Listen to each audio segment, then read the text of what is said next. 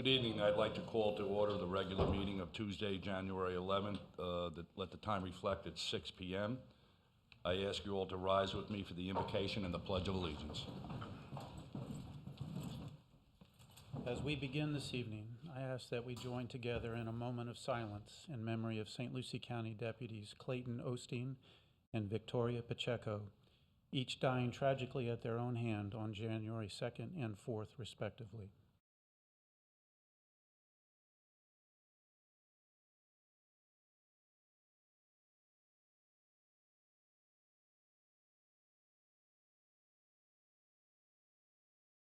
Thank you.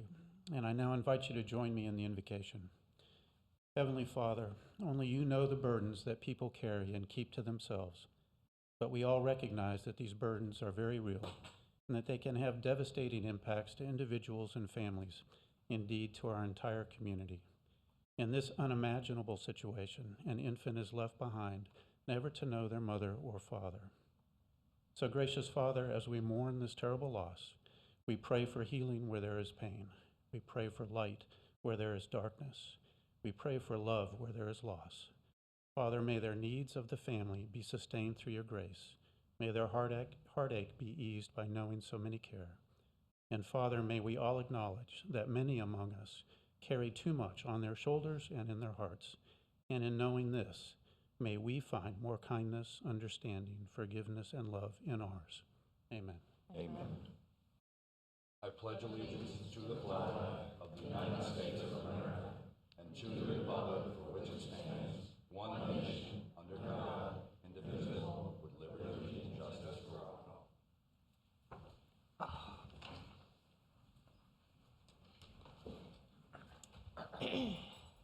At this time, I'd like to entertain public comment if it's anything excluding public hearing items. So if there's anyone from the audience that would like to speak on something that is not on the public hearing items, now is your opportunity.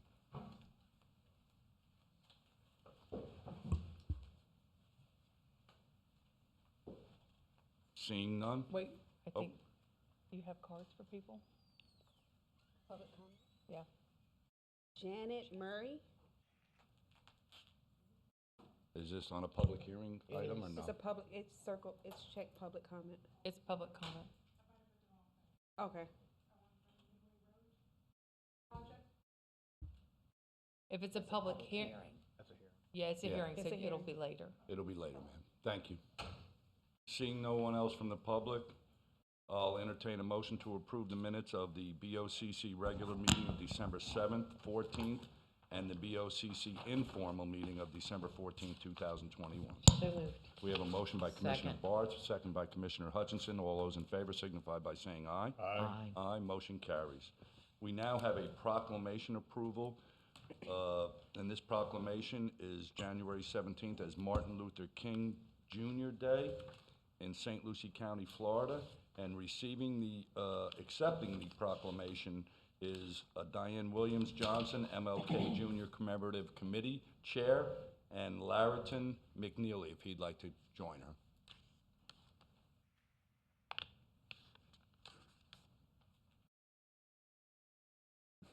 And Madam Clerk, at this time, it would be appropriate for you to read the resolution. A resolution proclaiming Monday, January 17th, 2022 as Reverend Dr. Martin Luther King Jr. Day in St. Lucie County, Florida. Whereas the Board of County Commissioners of St. Lucie County, Florida has made the following determinations. 100 years after President Abraham Lincoln issued the Emancipation Proclamation, the great Reverend Dr. Martin Luther King Jr. took to the steps of the Lincoln Memorial and shared his vision of America lifted from the quicksands of racial injustice to the solid rock of brotherhood. His extraordinary message at this momentous day in August of 1963 stirred to action Americans of every race and creed, and it continues to reverberate in the hearts and minds of patriotic citizens across our great land.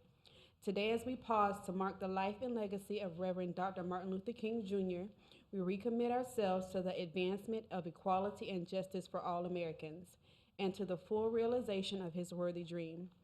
We have made great strides, but we acknowledge that more work needs to be done. For the words of Reverend Dr. King, justice roll down like waters and righteousness like a mighty stream. United as one American family, we will not rest, and we will never be satisfied until the promise of this great nation is acceptable to each American in each new generation. More than half of a century after Reverend Dr. King marched on Washington for jobs and freedom, our nation is mindful of its past, and we look forward to the future in unwavering optimism, inspired by the legacy of Reverend Dr. King and informed by his wisdom and vision. May the memory of Reverend Dr. Martin Luther King Jr. and the efforts we have made to fully effectuate his dream remind us his faith, love unite us together as one great American family. Now therefore be resolved by the Board of County Commissioners of St. Lucie County, Florida. This board does hereby proclaim Monday, January 17th, 2022 as Reverend Dr. Martin Luther King Jr. Day in St. Lucie County, Florida. This board encourages all residents to recommit themselves to Reverend Dr. King's dream by engaging in acts of service to others and to their communities. Passed and duly adopted this 11th day of January 2022. I'll entertain a motion to approve the proclamation. So moved. We have a motion by Commissioner Barth, a second by Commissioner Zadowski. All those in favor? Aye. Motion carries. Before I ask you to speak, I just would like to say, Martin Luther King had a lot of great quotes, and one that always stuck with me is, "We must accept finite disappointment, but never lose infinite hope." Would you like to say a few words? Good evening. It is my pleasure to accept this proclamation on behalf of the St. Lucie County Dr. Martin Luther King Jr. Commemorative Committee. This is the 38th anniversary of celebration here in St. Lucie County, and we are grateful.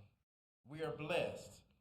Our theme this year is "It Starts With Me," shifting priorities to create the beloved community. County Commissioners, we have come a long way, but we still have a long way to go here in Fort Pierce and in this great country. We have work to do, and it begins with each of us individually. And we must be willing to speak up, speak out, and be ready to make the necessary changes for the betterment of St. Lucie County as we move towards a beloved community. I'm ready to sit at the table. Are you? Thank you. Thank you again for this recognition.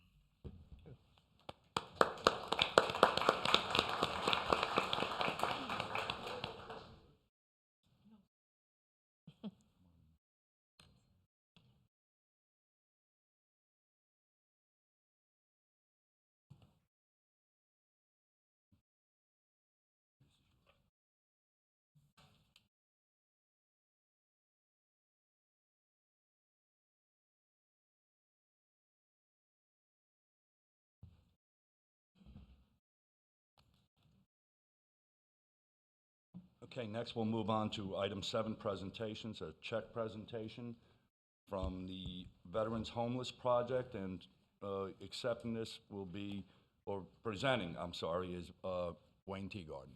Mr. Teagarden?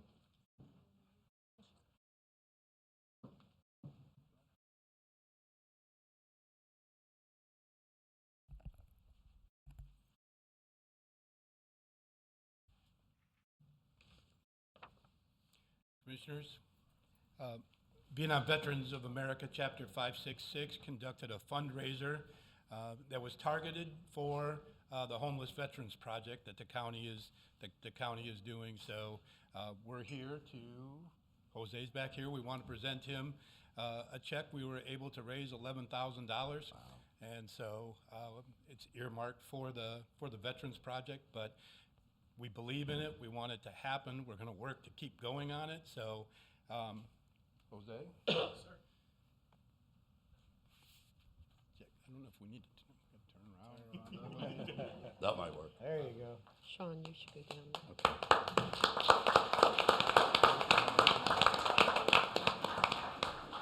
Now, this is the one that matters, Cory. What I'd like you to do, if it's okay, gentlemen, and I appreciate everything you all do. You have our undying support from all our commissioners. Maybe you could come up here and we can get a picture with all the commissioners, if that would be okay. Thank you. Chris, if you don't mind.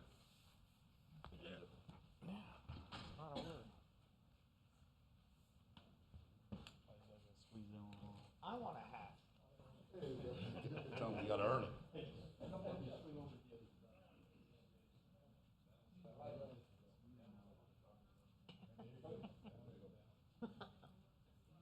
good? You got us, Eric? No, he's got to squeeze in a little more. Act like you like it. These monitors in here. Everybody look. All right. Thank you. You want to say a few words? Okay.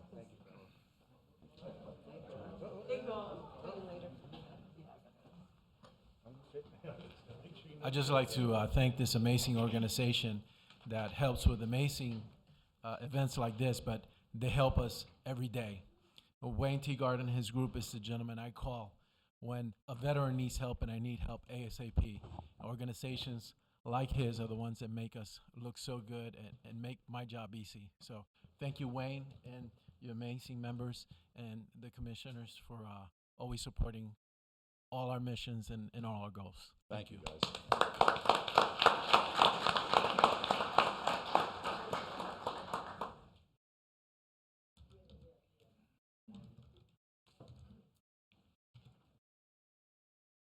Okay, before we get on to the regular agenda, Mr.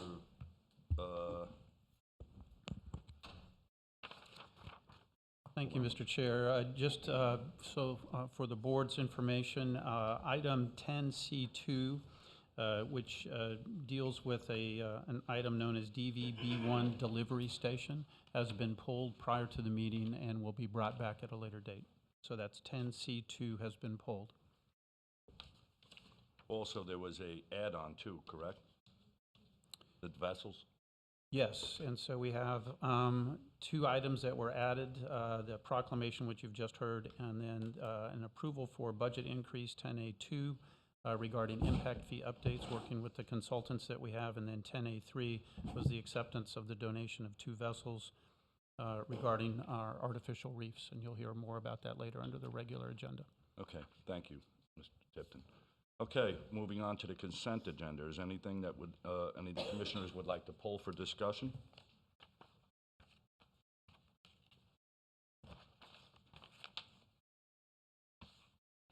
If not, I'll entertain a motion. Motion to approve. We have a motion by Commissioner Townsend, and we have a second by Commissioner Bartz. All those in favor signify by saying aye. Aye. Motion carries. And Mr. Chair, we always, I'm not done. okay. I'd also like to highlight that under Public Works, Bell Avenue sidewalk from 25th Street to Sunrise Boulevard to work authorization, environmental documentation. This is funded by the infrastructure sales tax. Also, Oleander sidewalk to Midway to South Market Avenue is a project that is funded by the infrastructure sales tax. And the Melville Road Neighborhood Stormwater Improvement Phase 1 construction and delivery of drainage structures. This project is also funded by the infrastructure sales tax. Is that what you were going to mention? Kathy taught me well. Okay, now we're going to go to public hearings. Now, we have many items here tonight, and we'll do one at a time. What I'll ask is, this is a public hearing. Once the presentation is done, I'll ask the audience to come up, and if they'd like to speak, it is a public hearing. So under 9A1 is the Ravenna PUD, and this item is quasi-judicial. Good evening, Commissioner, Chair Mitchell, and Commissioners. Linda Pendarvis, Planning Manager, and Patrick Dayan, Assistant Director of Public Works, are presenting this item for the record. This agenda item is the request of Ravenna Plan Unit Development for an exemption request from the mining permit requirements. This is a quasi-judicial public hearing. Notices were mailed on December 21st, 2021 to 112 owners of property within a 500-foot radius of the subject property, and an ad was placed in the newspaper on December 21st, 2021. Sign has been placed on the subject property by the property owner in accordance with the Land Development Code public notice requirements.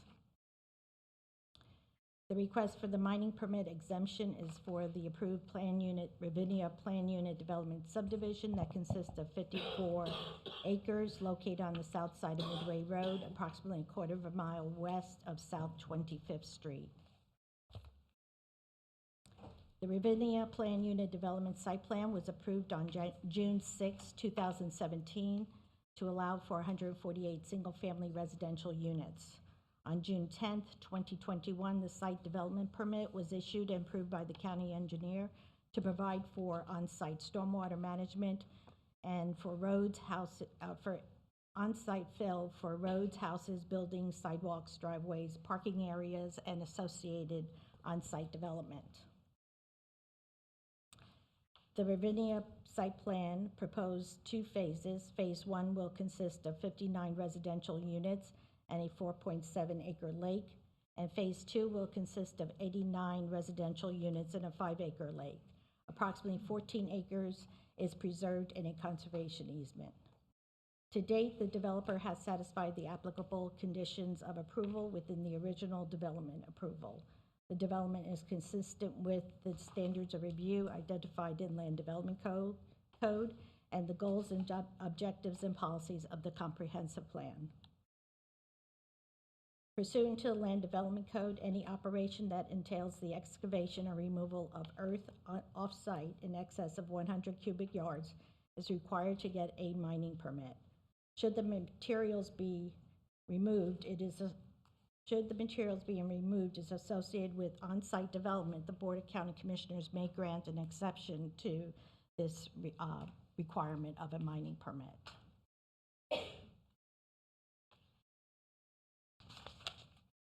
The development proposes to remove the excess material off-site for use at other projects within the county.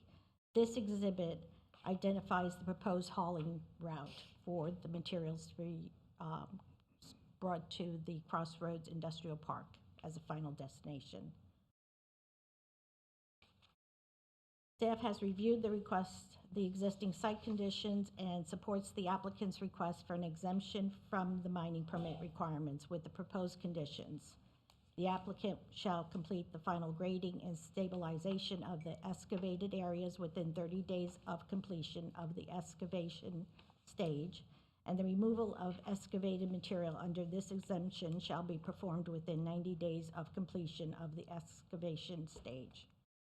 This completes staff's presentation. Staff and the applicant's representatives are available to address any questions. Thank you. I just want to make something that's perfectly clear. We're not approving something that's already been approved. That was approved in 2017. What you're asking for tonight is the completion of the hauling operations, correct? Correct.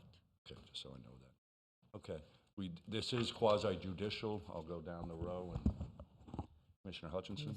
Mr. Chair, I have spoken with staff. I've spoken with many of the residents in the area, Dennis Horton, Mary Locke. We've all just now got another public comment that came through, and I've also spoken with staff and Ronna Perry. Thank you. Commissioner Barth? Staff. Commissioner Townsend? Staff and this Right. email that just came in. Commissioner Zowski? Staff, the email just came in, and also before this project came back out, we talked to the developers way back in 2016, 17, but Yeah. that was a while ago, so not for this I particular. say that's BS before Sean. I spoke to a Bakul Batel, I spoke to and got an email from a Bakul Batel and Elisa Mowers, staff, and also this email I just got from Mr. Bradlock. Again, this is a public hearing. Is there anyone that has written a card that they'd like to speak on this subject matter?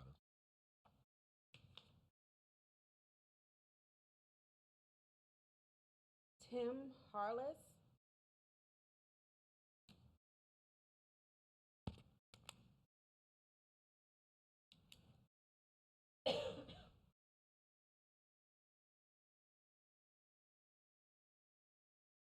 Good evening, sir, and when you get to the microphone, please identify yourself. My name is Tim Harless. I live at 5040 West Virginia Drive. Since this project has started with the digging, we've noticed our water getting the smell and the discoloration in the water from our wells. I'm having to cycle my water softener every other day now, where it was every 3 to 4 days. We're now getting sand in our pumps. My neighbor to the north of me, they're sick, they can't come, but they're having the same issues as well. Ever since this, they've started excavating for the ponds. The ponds are 30 to 40 feet. Then they got well points punched lower than that to try to keep the water table from coming in. And now it's affecting our water in the neighborhoods, and we're on regular wells, we're not on city water. So, I don't know what we can do. We've tried to get PSL to continue the lines around our neighborhood but we have no water. Mr. Chair, Yes. it's unusual to speak to the individuals who are speaking in public comment, so I'm not going to speak directly to you. I'm just going to speak to the board. There is water coming in to that project. It's coming off of 25th Street. It's coming in off of, there's two streets over there, just south of Midway, from what would be the east side of that project. Rainbow, thank you. There's an opportunity there, I think, for extending those lines, but I would give a call to Port St. Lucie. Additionally, I think that it'll probably happen more so after this project gets built and those lines go in, but I would put them on notice as soon as possible. And I think that the applicant is here and letting them know that you're putting them on notice as well. Is there any other speakers? Rona Perry.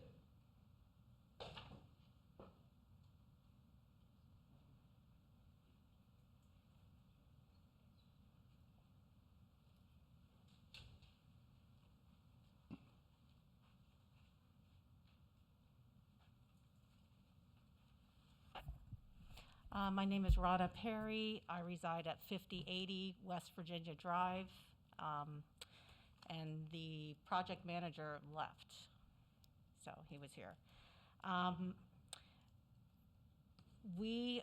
Mr. Harless and I met with the project manager, Tom, a few months back. He told us that there was no way that we were going to get water lines coming to our neighborhood because we're on the other side. We're not on Rainbow. So if we can get it, that'd be great, but he told us he didn't think so. My concern is we were told they were going to be single-family homes. They were going to be for sale, and we found out through a realtor that they're going to be rentals. So we were hoping he was going to be able to answer these questions because I called him after I heard this, and he did say, yes, they were going to be rentals. And since then, we have not spoken. The entranceway goes right behind my house and several other houses, and every tree has been taken down. So when all these dump trucks that have already hauled out load after load of dirt, they're going right behind my house. Everything in my backyard stays dirty. I have absolutely no privacy, and they park outside the back of my yard. And I have to go in my backyard and take care of things, and I have all these truckers that are right there. That's just not right. They've stripped us of the nature behind us, and now no privacy. So they also said that we were going to have, back in 16 or 17, whenever that was, and we never did get another letter stating they were getting ready to do this project, so it came as kind of a surprise for us. But they said it was going to be a concrete fence, and now we're being told it's going to be a 6-foot shadow box fence. So eventually that's going to deteriorate. What happened to the concrete fence? And the dump trucks parked there. Is it a rental property? The neighbors and I don't remember the last time we received a letter. And to top it off, after I called the project manager and he told me, yeah, it was going to be rentals, and I got angry with him because we had just met with him. Mr. Harless said, we heard they're going to be rentals. He told us no. Then we heard they're going to be rentals, so it wasn't a very nice conversation. But shortly after that, he put a no trespassing sign on his property facing my backyard. I mean, I'm the only house right there, and I have this tacky yellow no trespassing sign, and it's just ridiculous. So we understand progress, we understand development, but we have been there for many, many years, and we deserve to be respected as far as privacy and taking care of what we need. Thank you. Can I just move on? Okay. I'm Janet Murray. I basically, everything she said. Besides that, the dirt that they put, probably about 3 foot high, 4 foot high, behind our fences, if they put a shadow box fence there, it would be very easy to climb over it. It's not gonna help matters. I understand, who's the guy that we talked to? One of the managers of the projects, Tom, which I called. He told me that that was going to be leveled down. Well, they came and they leveled it, but they still left it about 3 or 4 foot high. So it's even with the old fence that I have there now. Basically, somebody could just jump over the fence that they're gonna build. That's not gonna help our privacy. And it will bring in traffic to our area. And the flooding. We've had already, our backyard's flooded once. Now they just put in drains, and it was very dark last night, but I did go out and look. It's still flooding. Not as severe as it did the last time, but, and I do have the problem with the water too. And I have well. There's 11 houses, we all have well. Thank you. Thank you. Is there anyone else from the public? Please come up and identify yourself, sir.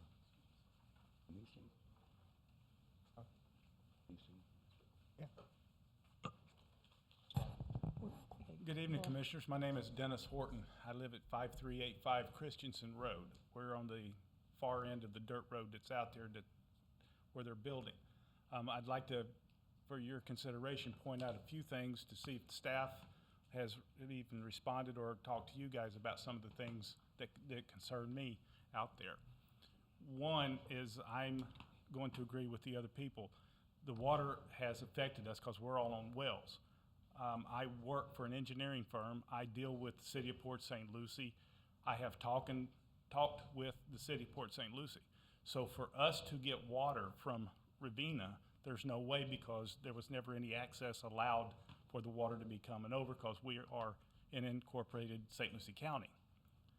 So the only way that we could get any water was they'd have to run it down, and then at that point, who picks up that cost? Because the development, if it's doing something to our water, then why are we responsible to have to burden that bill, for number one? So the other issues that I have for you to consider and for you to get with staff, if you would, before y'all approve this, is how many truckloads do they have coming out? As an engineer of record that's going to be out there, have they given you a traffic study as to what time is going to be the safer times for them to pull in and out of the traffic out there? Because if they start at 7 o'clock like normal, then that's the full, when the traffic is at the peak coming down through there to get out to 95. And I have to pull out into that traffic also. The other issue is on the route, I apologize, I couldn't see with the routing, but if they come out, they can only make a right-hand turn. So without knowing exactly where they're going, that's putting pressure on the roadway when they're coming out with the heavy trucks. So has anybody done a study as to what future damage that's going to cause? It will not show up right away, but it's wear and tear on the roads. So my question would be, has a developer put up any type of funds for future work that's going to happen, because they are taking away the life of the road. And that's a brand new road that's out there. Same thing when they're going down the road, that's wear and tear on the road. So have they given you guys a study? If they turn and make U-turns there at Midway Road and 25th Street, that's a hard turn for those trucks to make. And again, we're talking, that's putting extreme pressure on the roadways. And again, I suggest to see if you guys, if staff has even brought up any of these things here. Now, when we get back to the side, this is how I make my living. We build subdivisions. So I don't have a problem with the subdivision. I think that the developer should take into consideration the residents around there, because we have been surrounded with woods all the time that we've been there. So understand, it's their property, they can do what they will. But I think what most of the residents are asking is, we've had that privacy. So I think most of the residents, or at least the ones that I represent for the 3 homes that are on our street, is we would like to have something that separates that place from us. I don't think it's a lot to ask, especially for the price of the fill that they're getting out that's going to be coming off that site and the amount of fill that comes off that site. Okay, thank you. Thank you. Thank you very sir. much. Does anyone have any questions of staff? I think you still have open comment. Oh, we still have open public hearing. Is there anyone else would like to speak on? Come on up, sir, and please identify yourself. I'm sorry, I didn't realize. We're all here to help.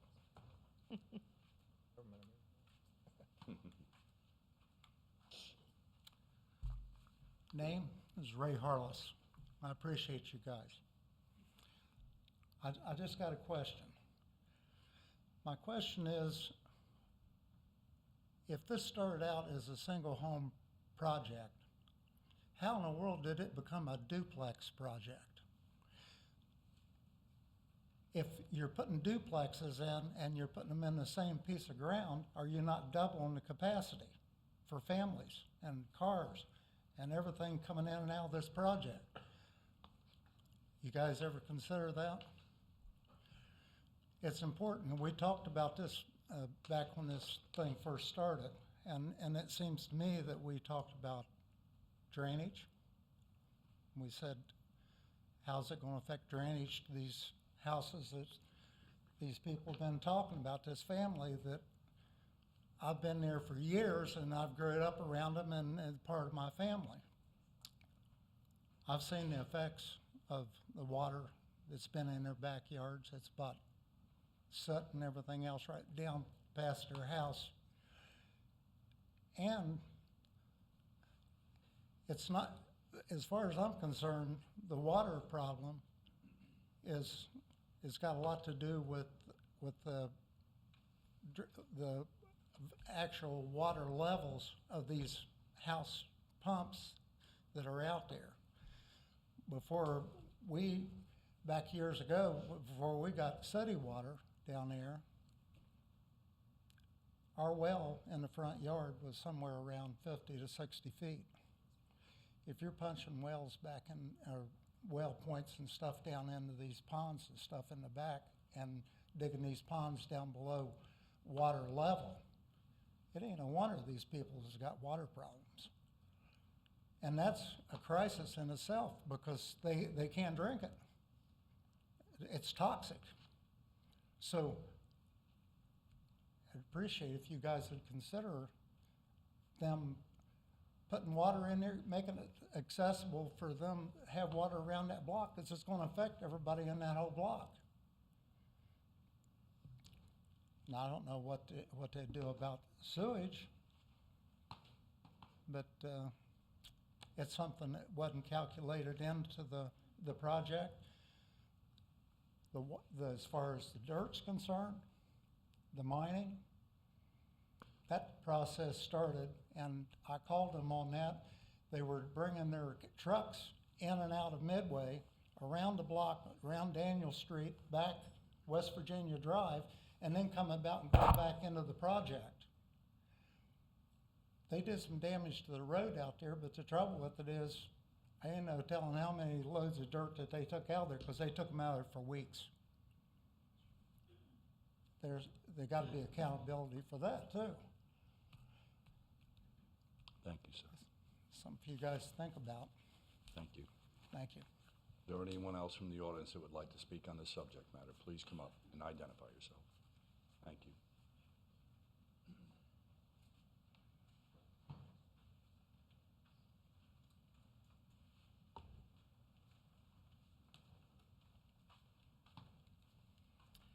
How you guys doing? My name is Lee Mabe. I work as a COP team leader with St. Lucie County Sheriff's Department. I live just off Lucie Street and 25th Street, which is right up against the complex. It's 50 feet within my fence. There's a cul-de-sac road going in there right up against my fence where cars that are living in there will be coming in and turning around, and there's going to be quite a bit of noise, and this will be 50 feet from my house. So I wanted to know if there's going to be any kind of fence put up, sound deadening, something to deter that noise. And then one other question I have is, the developer is requesting an exemption. What is this exemption benefiting the developer? How is it benefiting them? Does anybody have an answer for that?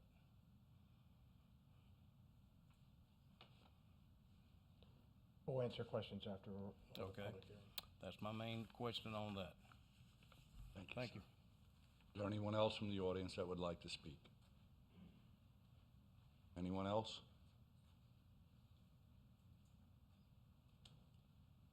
Thank you, Mr. Chair, and members of the board. Again, Patrick Diane, Assistant Public Works Director for the record. We had a lot of questions that came in from the residents. We're very grateful for their participation tonight. I'd like to speak to the ones that were particularly aimed at the concerns regarding the matter before us tonight, which is the actual mining permit or the exemption from the mining permit. There was a question that came up regarding the amount of trucks, the number of trucks. The engineer had provided us, the engineer for the development had provided us with a quantity of material that was going to be excess and needed to be hauled off site. That quantity was about 34,000 yards, which more or less is about 2,000 trucks. Now, there was a correct assertion that the contractor on site had hauled some material prior to tonight's action. And that was not in bad faith. That was something that was started. Staff met with the contractor on site. We asked them to please stockpile and cease until this procedure could take place. They participated in that with us. That's why we are here tonight. Again, this is an exemption because this material that's excess is incidental really to the site grading and the use of that material on the site.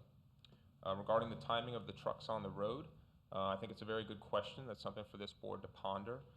We had proposed some time limitations on maximum duration as far as number of days. We were looking at 30 days to complete the rough grading, 90 days to complete all the hauling. However, there should be potentially a consideration for the timing so that we're not impacting things like school bus stops or those peak hours. The developer's agent is here and maybe they can speak to that directly. Regarding the potential for damage to the roadways, I will note that Midway Road, 25th Street, Edwards, these are all arterial roadways. They are built with a pavement section capable of withstanding the heavy traffic from things like dump trucks and 18-wheelers and those types of vehicles. Staff will go out and inspect the routes to make sure that there's not anything that is undue that we would not have expected. However, again, the roads are designed for this type of loading, so we don't anticipate that there would be any accelerated damage to the roadways themselves. There was a question about how the exemption is benefiting the developer. In all reality, the exemption provides for the relief from the mining permit application fee, which is, I believe it's $850. The amount of information that's being shown, the public notice that was provided, the haul route, the material calculation, all of that goes with the mining permit, so it's effectively the package that is before us tonight. It would just be saving that application fee for the mining permit itself. Regarding some of the questions about the wells and the water supply surrounding the area, we do know that this project was permitted by the South Florida Water Management District. They generally control, or they do control, water use permits as well as temporary dewatering permits. So any analysis that would have been done as to the amount of influence that the dewatering for a pond excavation like this would take place, that would be a part of that permit review, which was approved by the Water Management District. I do want to also mention regarding the on-site water that was either ponding or some grading or stacking of material. This site is required to be inspected every week due to the amount of area that they're clearing. We did have, during one of the heavy rain events that occurred a few months back, we did have one of the areas of silt fence, that is that black fencing that's around the site. It gave way and there was some water that left the site. We worked with the contractor. We asked them to fortify and put in extra measures. They willingly did so. There's now a double row of silt fence. We inspected the site as of this morning, and the site looks in good condition. We don't notice any areas of deficiency, so they're doing what they're supposed to be doing. they're checking their silt fence every week or after any heavy rain events. So I don't know that there's any immediate concerns or peril that is due to that.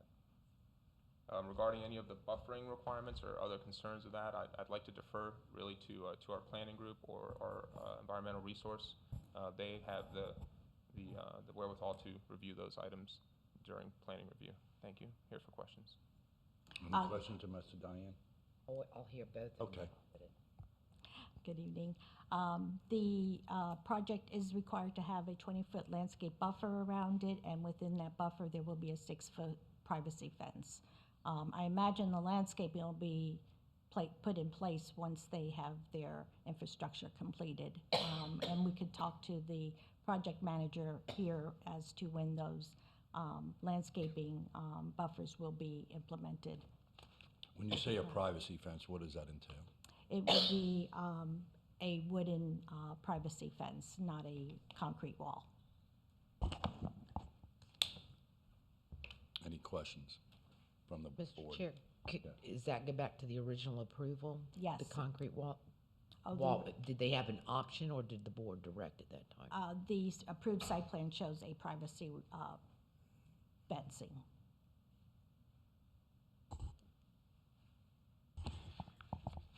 Any other questions, Hutchinson? Yeah, if I can, of staff. Patrick, I understand the part on the South Florida water management permits and so forth, but that's of no help for what's going on right now for those residents. So I'm asking, can we give them some guidance and possibly help them through who they call? Is the health department need to come out there? Because South Florida Water Management's offices are down south. There's not somebody here like we are to see it. So that's one thing. And I know you made the comment, and this is where I'm going to disagree with you, and we've already had this conversation. Those are brand new roads, and they were spent after much saving on behalf of the county because we helped pay for them, kind of thing. And they've been through turmoil over the past several years with the state section of it. So I'm saying with DOT on that one section. 2,000 trucks is a lot of trucks. So we're talking the timing for us that you mentioned, we should ponder that idea, which I am all in support of putting a time limit of hours of operation for that. But I want to go back to the damage to the road. Sometimes that damage does not show up immediately, and we all know that. It shows up down the road from the wear and tear.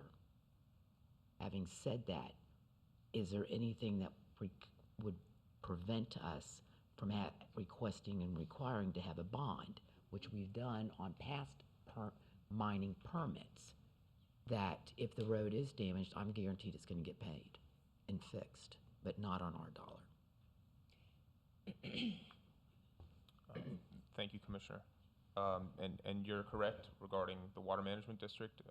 Staff will reach out to their enforcement group, and we'll make contact with them and ask them to come visit the site to make sure that that nothing is taking place that wasn't anticipated or is not causing some undue harm to the neighbors.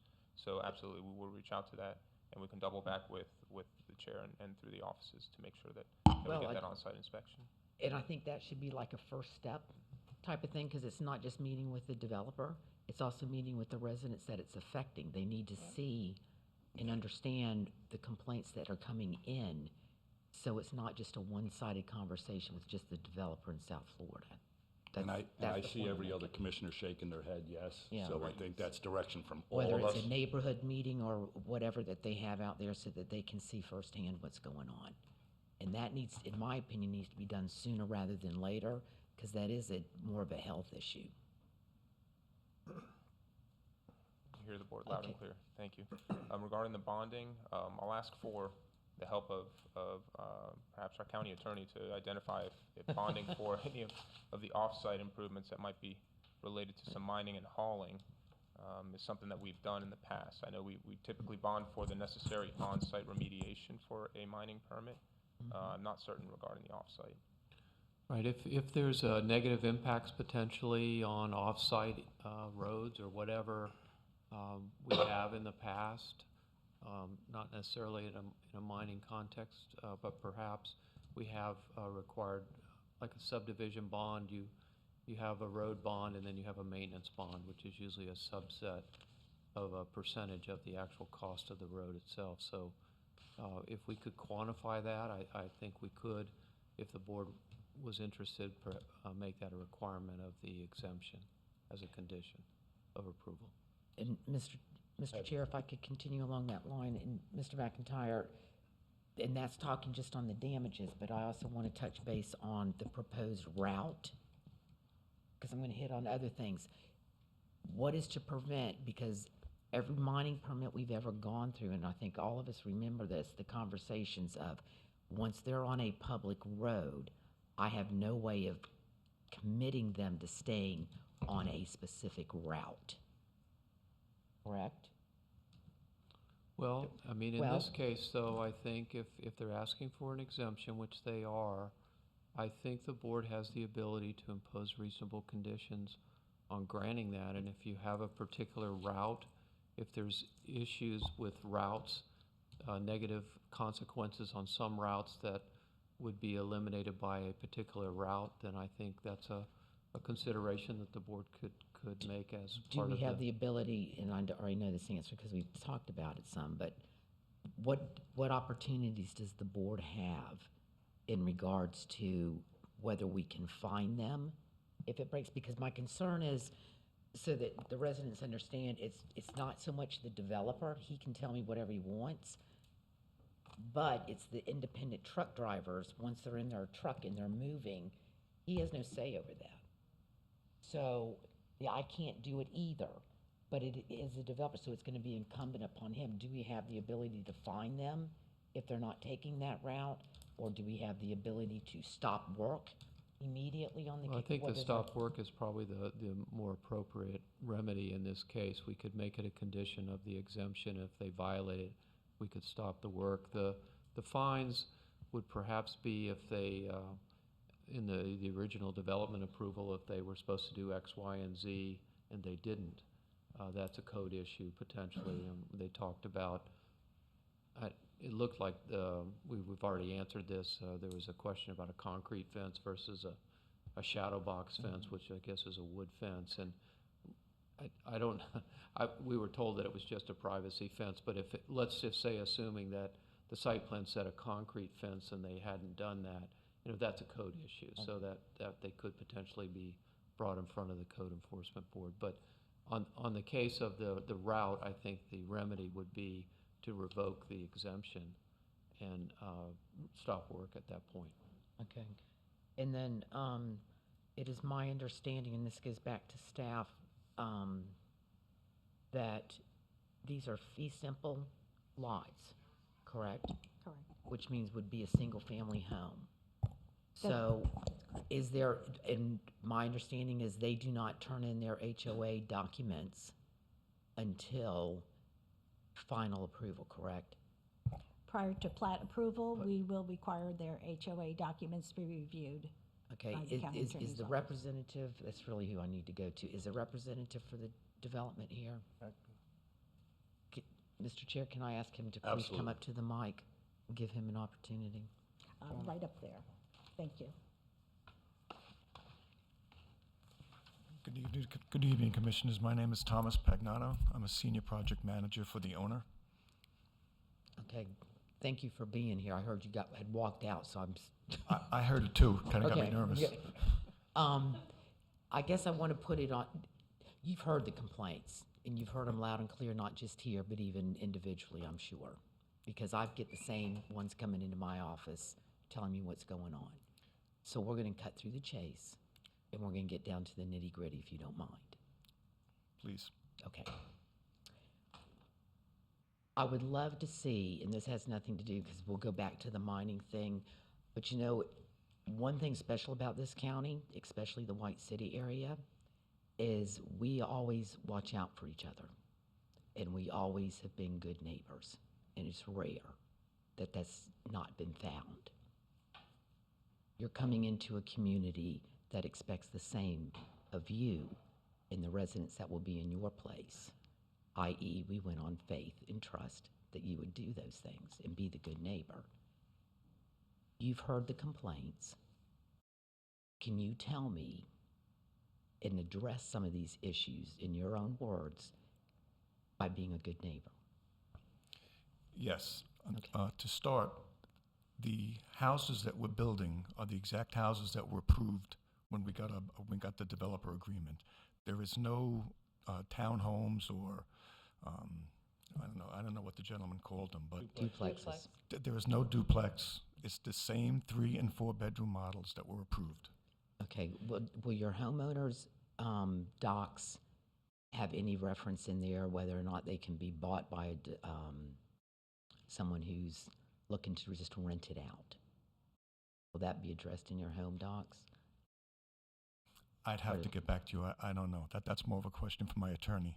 Okay, because I know some home docs do have that clause in there where it can only be, the owner has to be living there, it can't be rented out, basically.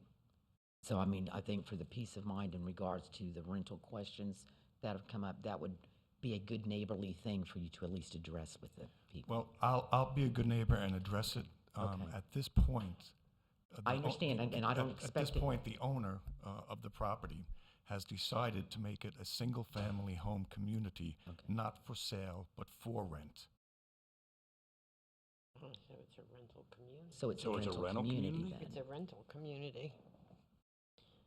I don't know that that was part of the conditions of the original planning process. Yeah, I don't think it was either. I think it was gonna be single-family homes. Yeah. Sold out to individuals. Yeah. Yeah, that. Can we get some clarification on that one? Yeah. Because this is, Because he's building something that wasn't approved.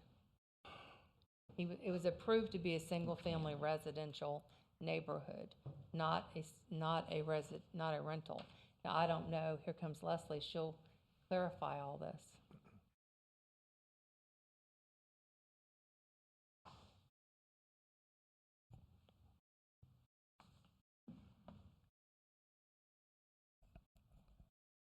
Mr. Chair, members of the commission, Leslie Olson, Planning and Development Services Director for the record.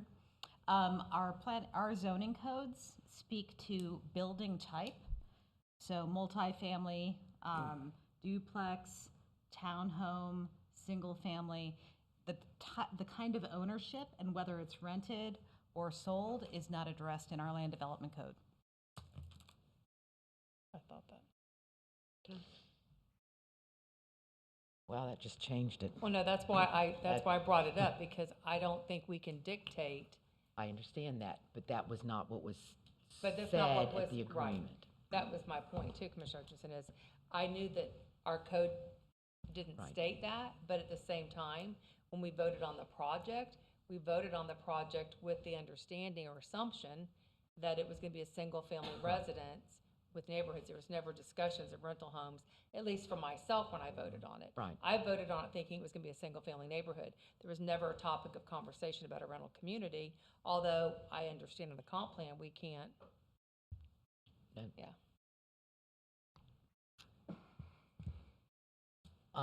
You've also heard the concerns in regards to the fence and so forth. Will that fence go all the way around the property or just in sections of it? It's only on the approved drawings. We do have a fence in sections, and what's on the drawings, that's what we will build. Okay.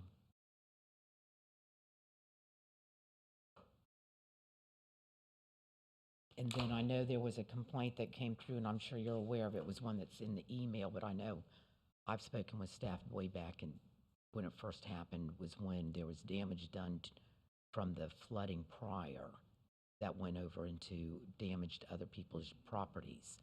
Have you been addressing that with the property owners? Yes, there was one property owner, and I am working with him on that particular problem. I hope that comes to a conclusion soon, because that's not the story I got this afternoon. Is that the Nor that the email email from Mr. Locke? that's in Yes. here. Yeah. Is that the? There's a lot of work to the do there, email. sir. Okay. Yeah. I'm very familiar with it. Okay. Well, we're becoming We very just got that. familiar with it. We just got that this evening, but these are some serious issues that he's alluding to. Any other questions from the commission? Brandy, you have more? No, no more on this one right this time, thank you. I'll give you a break. Okay, several issues that are bothering me, you know, again, when that was approved, we went through a lot of iterations on that, and nowhere at any time was the board sitting at that time made aware that these were not going to be single-family homes for sale. That's bothersome to me regardless of what has been suggested that the Land Development Code or the zoning does not address that. The privacy fence, again, that was not made clear as to whether it's concrete or otherwise. That's usually a condition of approval. And so, unfortunately, we're going back to this planning development from 2017, and some of us have that memory, I don't. So that's problematic, as though, you know, the bait and switch thing just bugs the crap out of me. The Land Development Code, 1107.03, says no adverse effects on the nearby properties. Given what we've heard from the wells, I think not only do you need to contact the South Florida Water Management, but the Department of Health needs to go out and check their wells immediately to see what is coming into that area. It is a wet area. There's a river nearby. The groundwater, especially if you're pumping holes into the actually 30-foot deep lakes, could lower Excuse me, that sir. water table. I'm sorry to interrupt you. The lake is 12 feet at its deepest part. Okay, so I thank you for correcting that, because the statement was said that they were, okay. You're welcome. The fact is what I'm hearing, at least from the neighbors, is that their wells have gotten sand. That's usually a reason that the water table has been lowered some level. And so that's problematic. So I would ask that you and the owner take a look at how to rectify that issue, because under Land Development Code 1107-03 says no adverse effects. What I'm hearing from the folks that live next to it, those are adverse effects. Someone had said prior, this property is going to have sewer and water, correct? Yes, sir. Okay, so there will be sewer and water. So somebody had said something about whether there's going to be sewer there, because I personally would never have ever approved or voted in favor of a property without sewer. The 3-foot berm, can you address the 3-foot berm? Was that done for trying to protect the neighbors from any discharges and ponding from inside the site during the construction? What was the 3-foot berm, and can you explain that to me? Well, I'm not the engineer of record. Are you referring to the 3-foot berm on Christensen? What I'm understanding is that there's a 3-foot berm that runs the length of the properties. Two of them. 2 foot? 2 foot. Well, I heard 3 foot, so you're telling me 2 foot, so.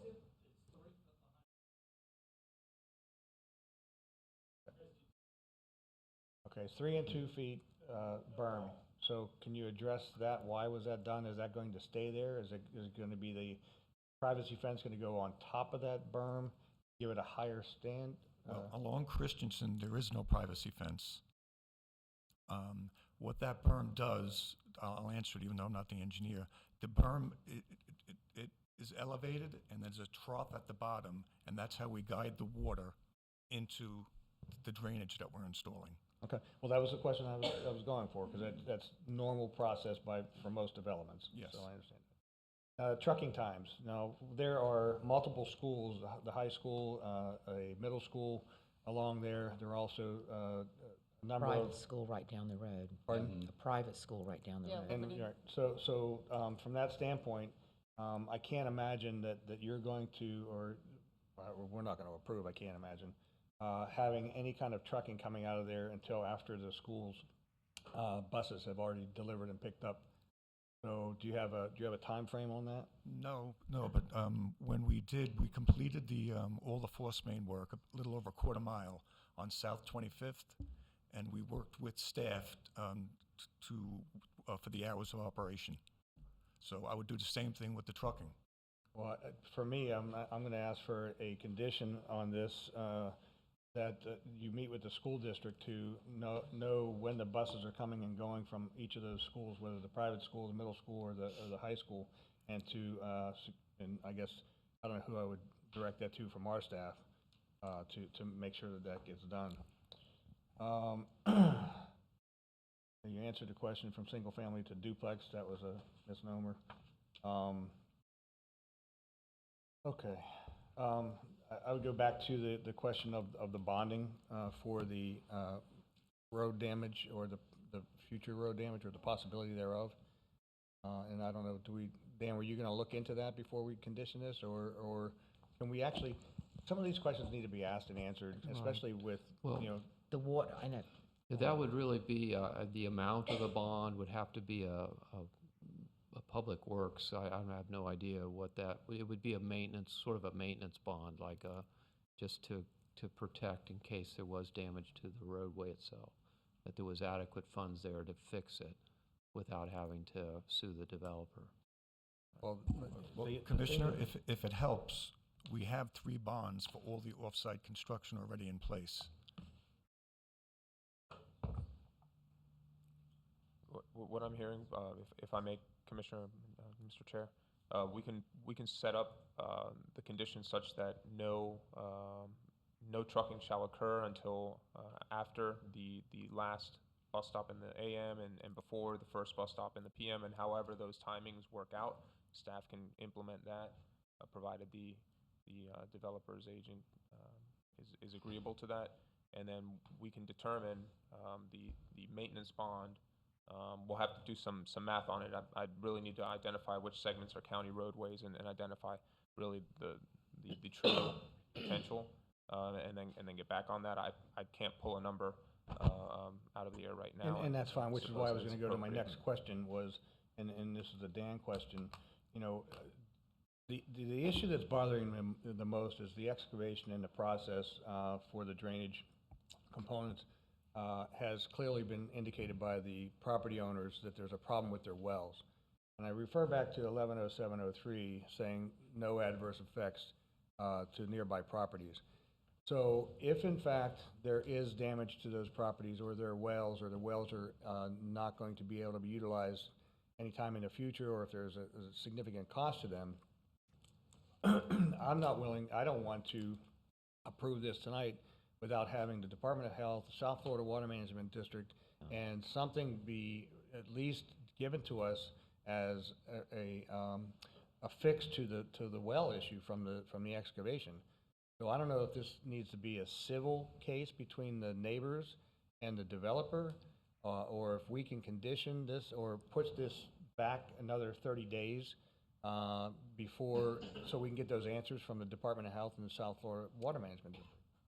I think that when these folks have had water all these years and some issue occurs next to them, and I heard that they're not really, hip on development, and I understand that, and others know that their property rights, that their development's going to happen. But the fact is that if the development is causing a problem for the people who live nearby, to which they had not had problems in the past, I think it's incumbent upon us for life, health, and safety, especially when it comes to a water issue, as to how do we do this. And so I'm right now in the mindset of having this come back 30 days from now and have the answers from Department of Health and South Florida Water Management District to check the viability of their wells. So I don't know if that's a legal question, or I don't know where to go with that. Mr. McIntyre, you want to chime in? Sure, I'll do my best. Again, the hearing that we have is on a mining permit exemption, and really is not involving any development approvals that have occurred in the past. Those timeframes have long since passed. But going to the exemption itself, and that's what's in front of us, if the board is concerned about the impacts of the mining, the exemption, the off-site, the traffic, the noise, the dust, the impacts potentially on the water, that really is, the water is, I understand, is a South Florida Water Management District primary concern, because they're the permitting entity for that. But if you wanted to defer action until you got, you want to make sure that you've covered the impacts of this potential exemption off-site removal, and you wanted to continue this to the 25th or the 8th, or the 1st, I guess, would be the next, is it the 1st of February? And then our next meeting is the 25th, I guess.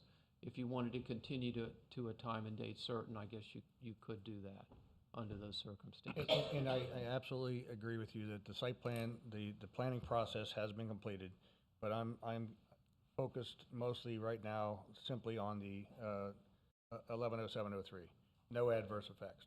And what has happened on this property is being indicated by the neighbors that there has been adverse effects.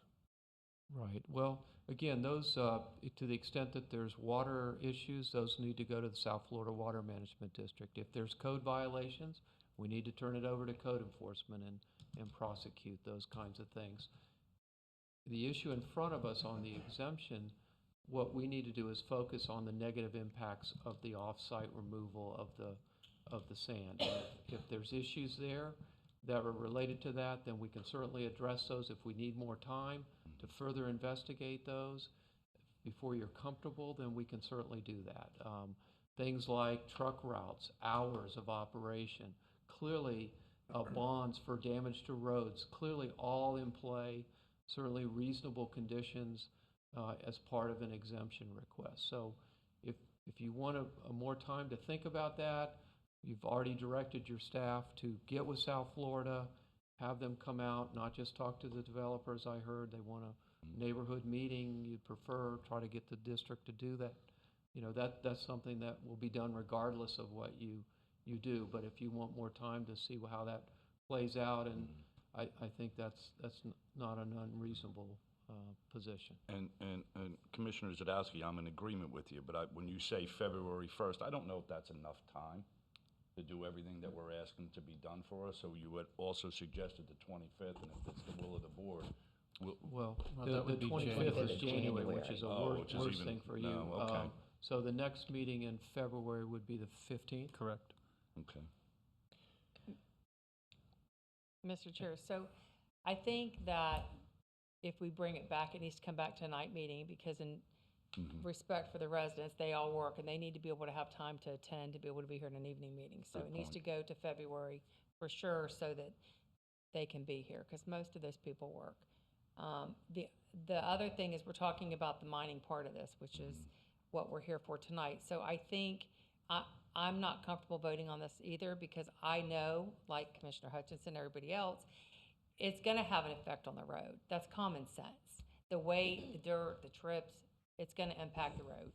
So I think that there needs to be time for you to try to get the numbers of what that's gonna be and come back.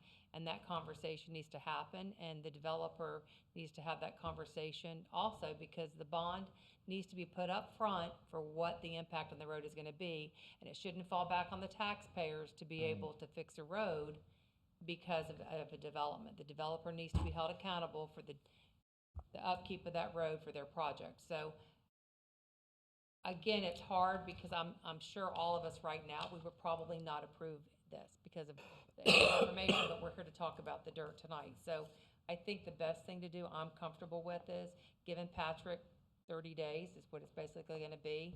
And in the meantime, come back to us and then let us have a new conversation. It also will then give the neighbors time to maybe have conversations with some of our staff too.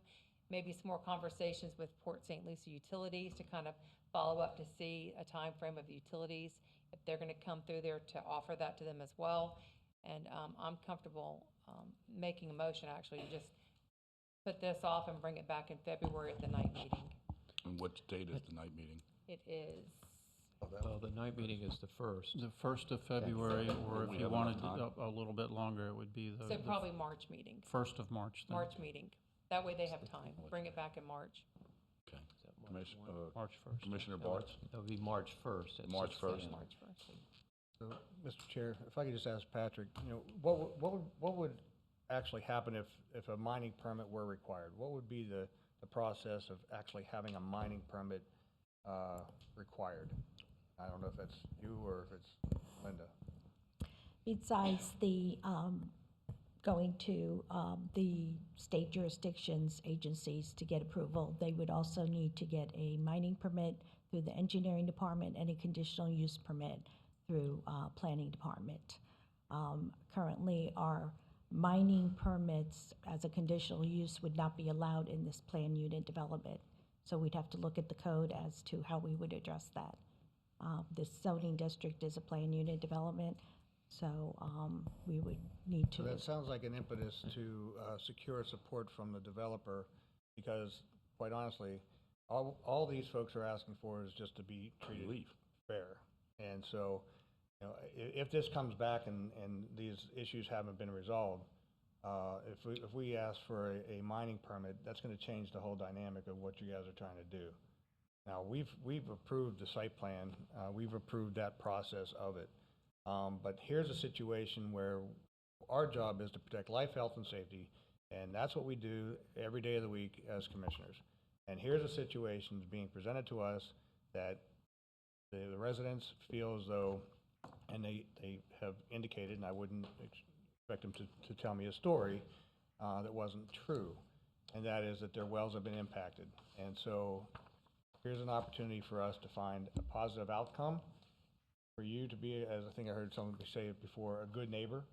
And so if in fact that these things can't get resolved between now and when it comes back, then the board would then have an opportunity to require a mining permit, which would then take it back to planning, figure out how that would have to unfold, because, like you said, a mining permit would not be permitted in residential development.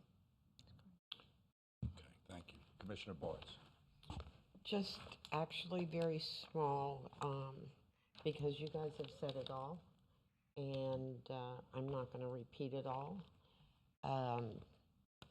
Everything we've talked about tonight, as far as I'm concerned, or almost everything, Dan, falls within the parameters of the mining.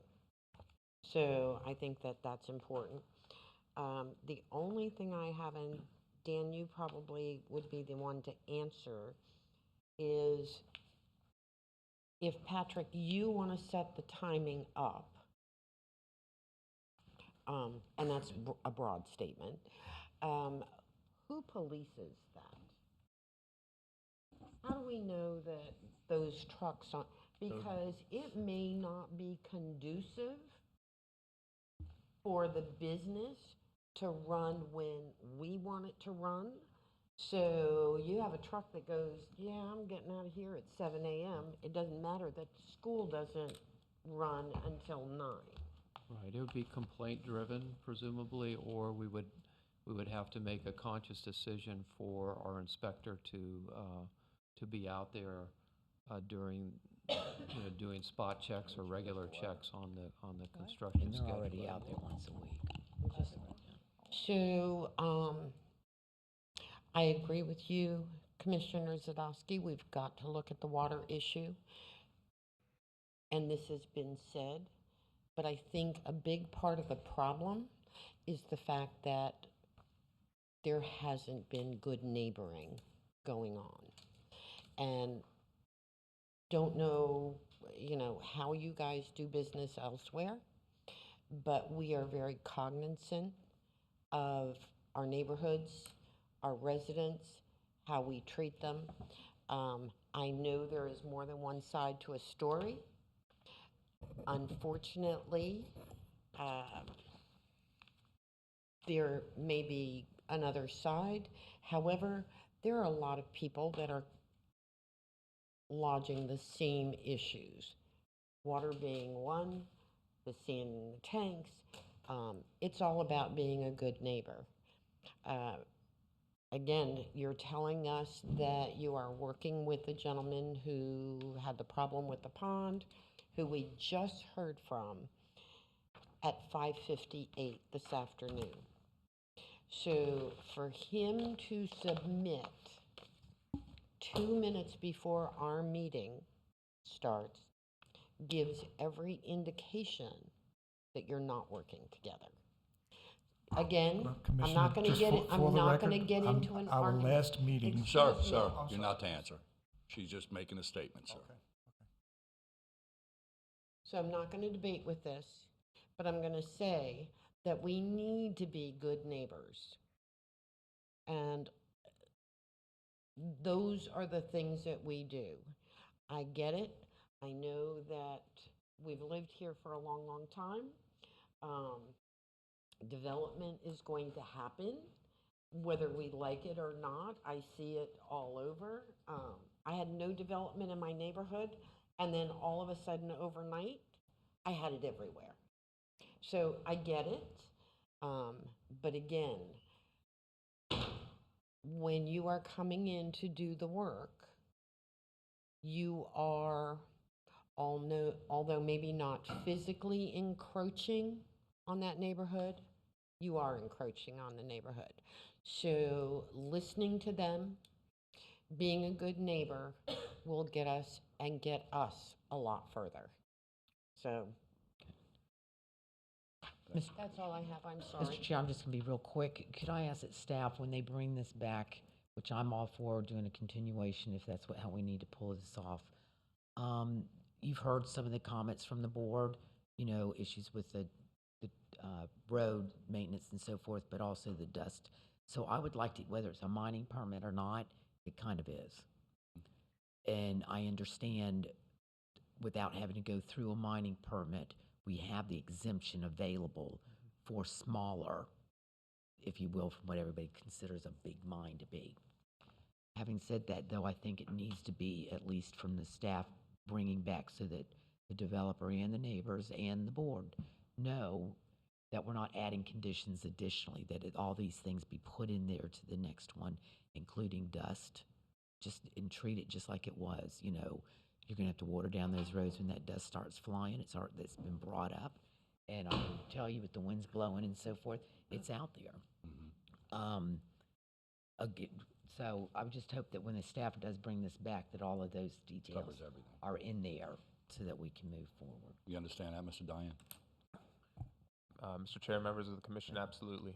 We heard from this board some additional conditions to speak specifically. We're going to look at a bond for some maintenance on that roadway.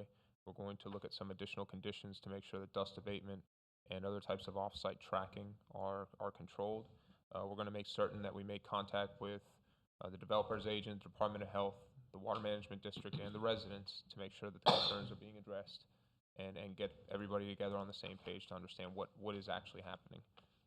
So thank you very much, and yes, we will come back to that with additional constraints as well as some hours of operation for the board to consider. There's only one more thing that I want to point out is in this area too, Fort Pierce takes care of some of these roads with their street sweeper, and that's also part of their BMAP process. So from the Basin Management Action Plan, if the trucks are depositing sand and soils in the track, who's going to handle that? So from a condition standpoint, because the city of Fort Pierce will be impacted by that because they have their street sweepers that go around and collect the sand and the dirt from the roads for their BMAP process. Thank you, Mr. Zadowski. At this time, I'll entertain a motion. Does someone have a Mr. motion? Chair, move that we continue this item. Would it be a continuation? A continuation to this item to February? To March. Yeah, to I'm March sorry, first. March At 6 p.m. At 6 p.m. Second. or soon thereafter. We have a motion and a second. Madam Secretary, please call the roll. Didn't get the motion or the first. So I'm sorry, it was originally I had motion. done, but it ended up being Commissioner Hutchinson with Commissioner Bart seconding it. Okay. Thank you. Yeah, she had me down because I had said that. Okay, sorry. No, that's okay. So Commissioner Hutchinson, Commissioner Bart second. Okay, thank you. Commissioner Townsend, Yes, ma'am. Commissioner Zowski, Yes, ma'am. Commissioner Hutchinson, Yes, ma'am. Commissioner Bartz, Yes, ma'am. Chair Mitchell. Yes, ma'am. Thank you. Thank you all. Thank you. Thank you, sir. Okay, let's move right along. We are on public hearing. This is number 2, and this is the text amendment to the Land Development Code to establish stormwater design standards for single-family and duplex infill development. And who will present this, Monica? Yes, sir. And this is quasi-judicial. Actually, Mr. Chairman, this is not It's not. quasi-judicial, it's legislative. It says it on the agenda, but it is a not so. legislative item. Okay, this is not quasi-judicial. Thank you. See, it happens to other people, Dan. What's on the list? No, it used to happen to me, so they would make Yeah, fun of me. but if you look at the printout from it, it says no. Judicial no. No. It's okay, you're good. It doesn't matter, Sean, you're fine. Thank you. You're doing a fine job. Good evening.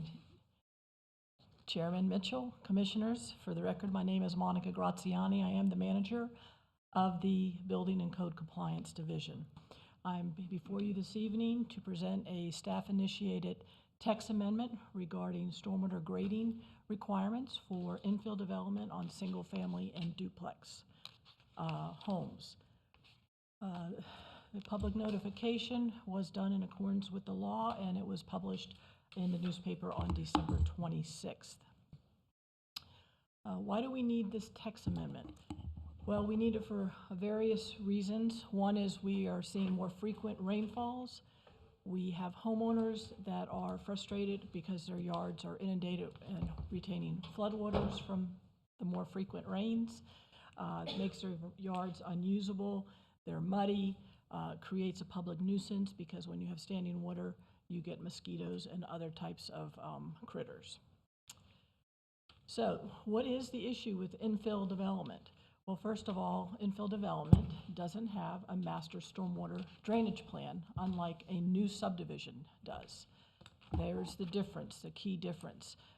We have a requirement currently for a filled lands affidavit that a permittee person would sign, and it says, I will retain my own stormwater. However, we don't have any standards for the citizens to use or guidance on how do they build this stormwater to retain their own water, nor do we have any enforcement mechanism. This ordinance will provide for both of those items. We also don't have a maximum standard on the amount of fill that can be brought into a property.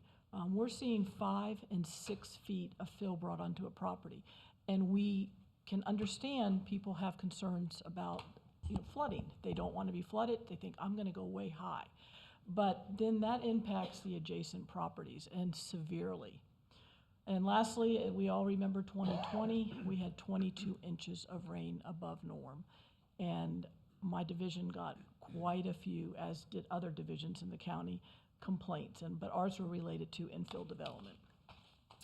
Here's a picture, and you can see the elevation difference of a property. It's an infill project, and how it relates to the adjacent property. It would definitely be impacted. Here's another one, if you can find the inspector.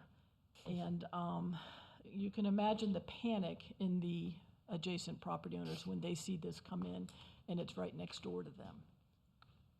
Here are 2 more pictures that will tell the story, and you can see from both of these infill developments there would be an impact to the adjacent property.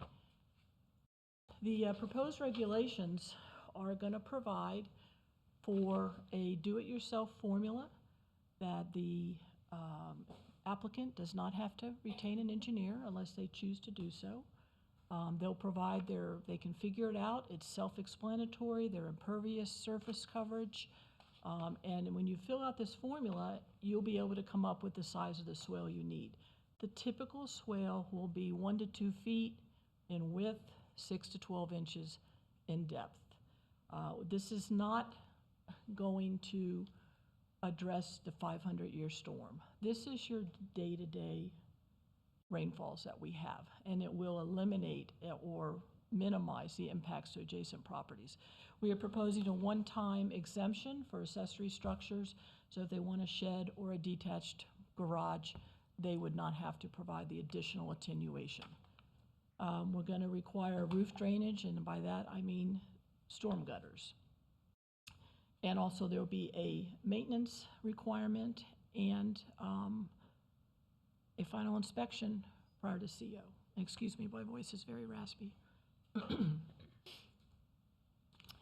Your typical stormwater grading plan will look like this, and it's going to show flow arrows The typical, and when I say typical, the typical plan will be, the swales will be along the perimeter of the property. The water will flow from the rear, along the sides, to the front.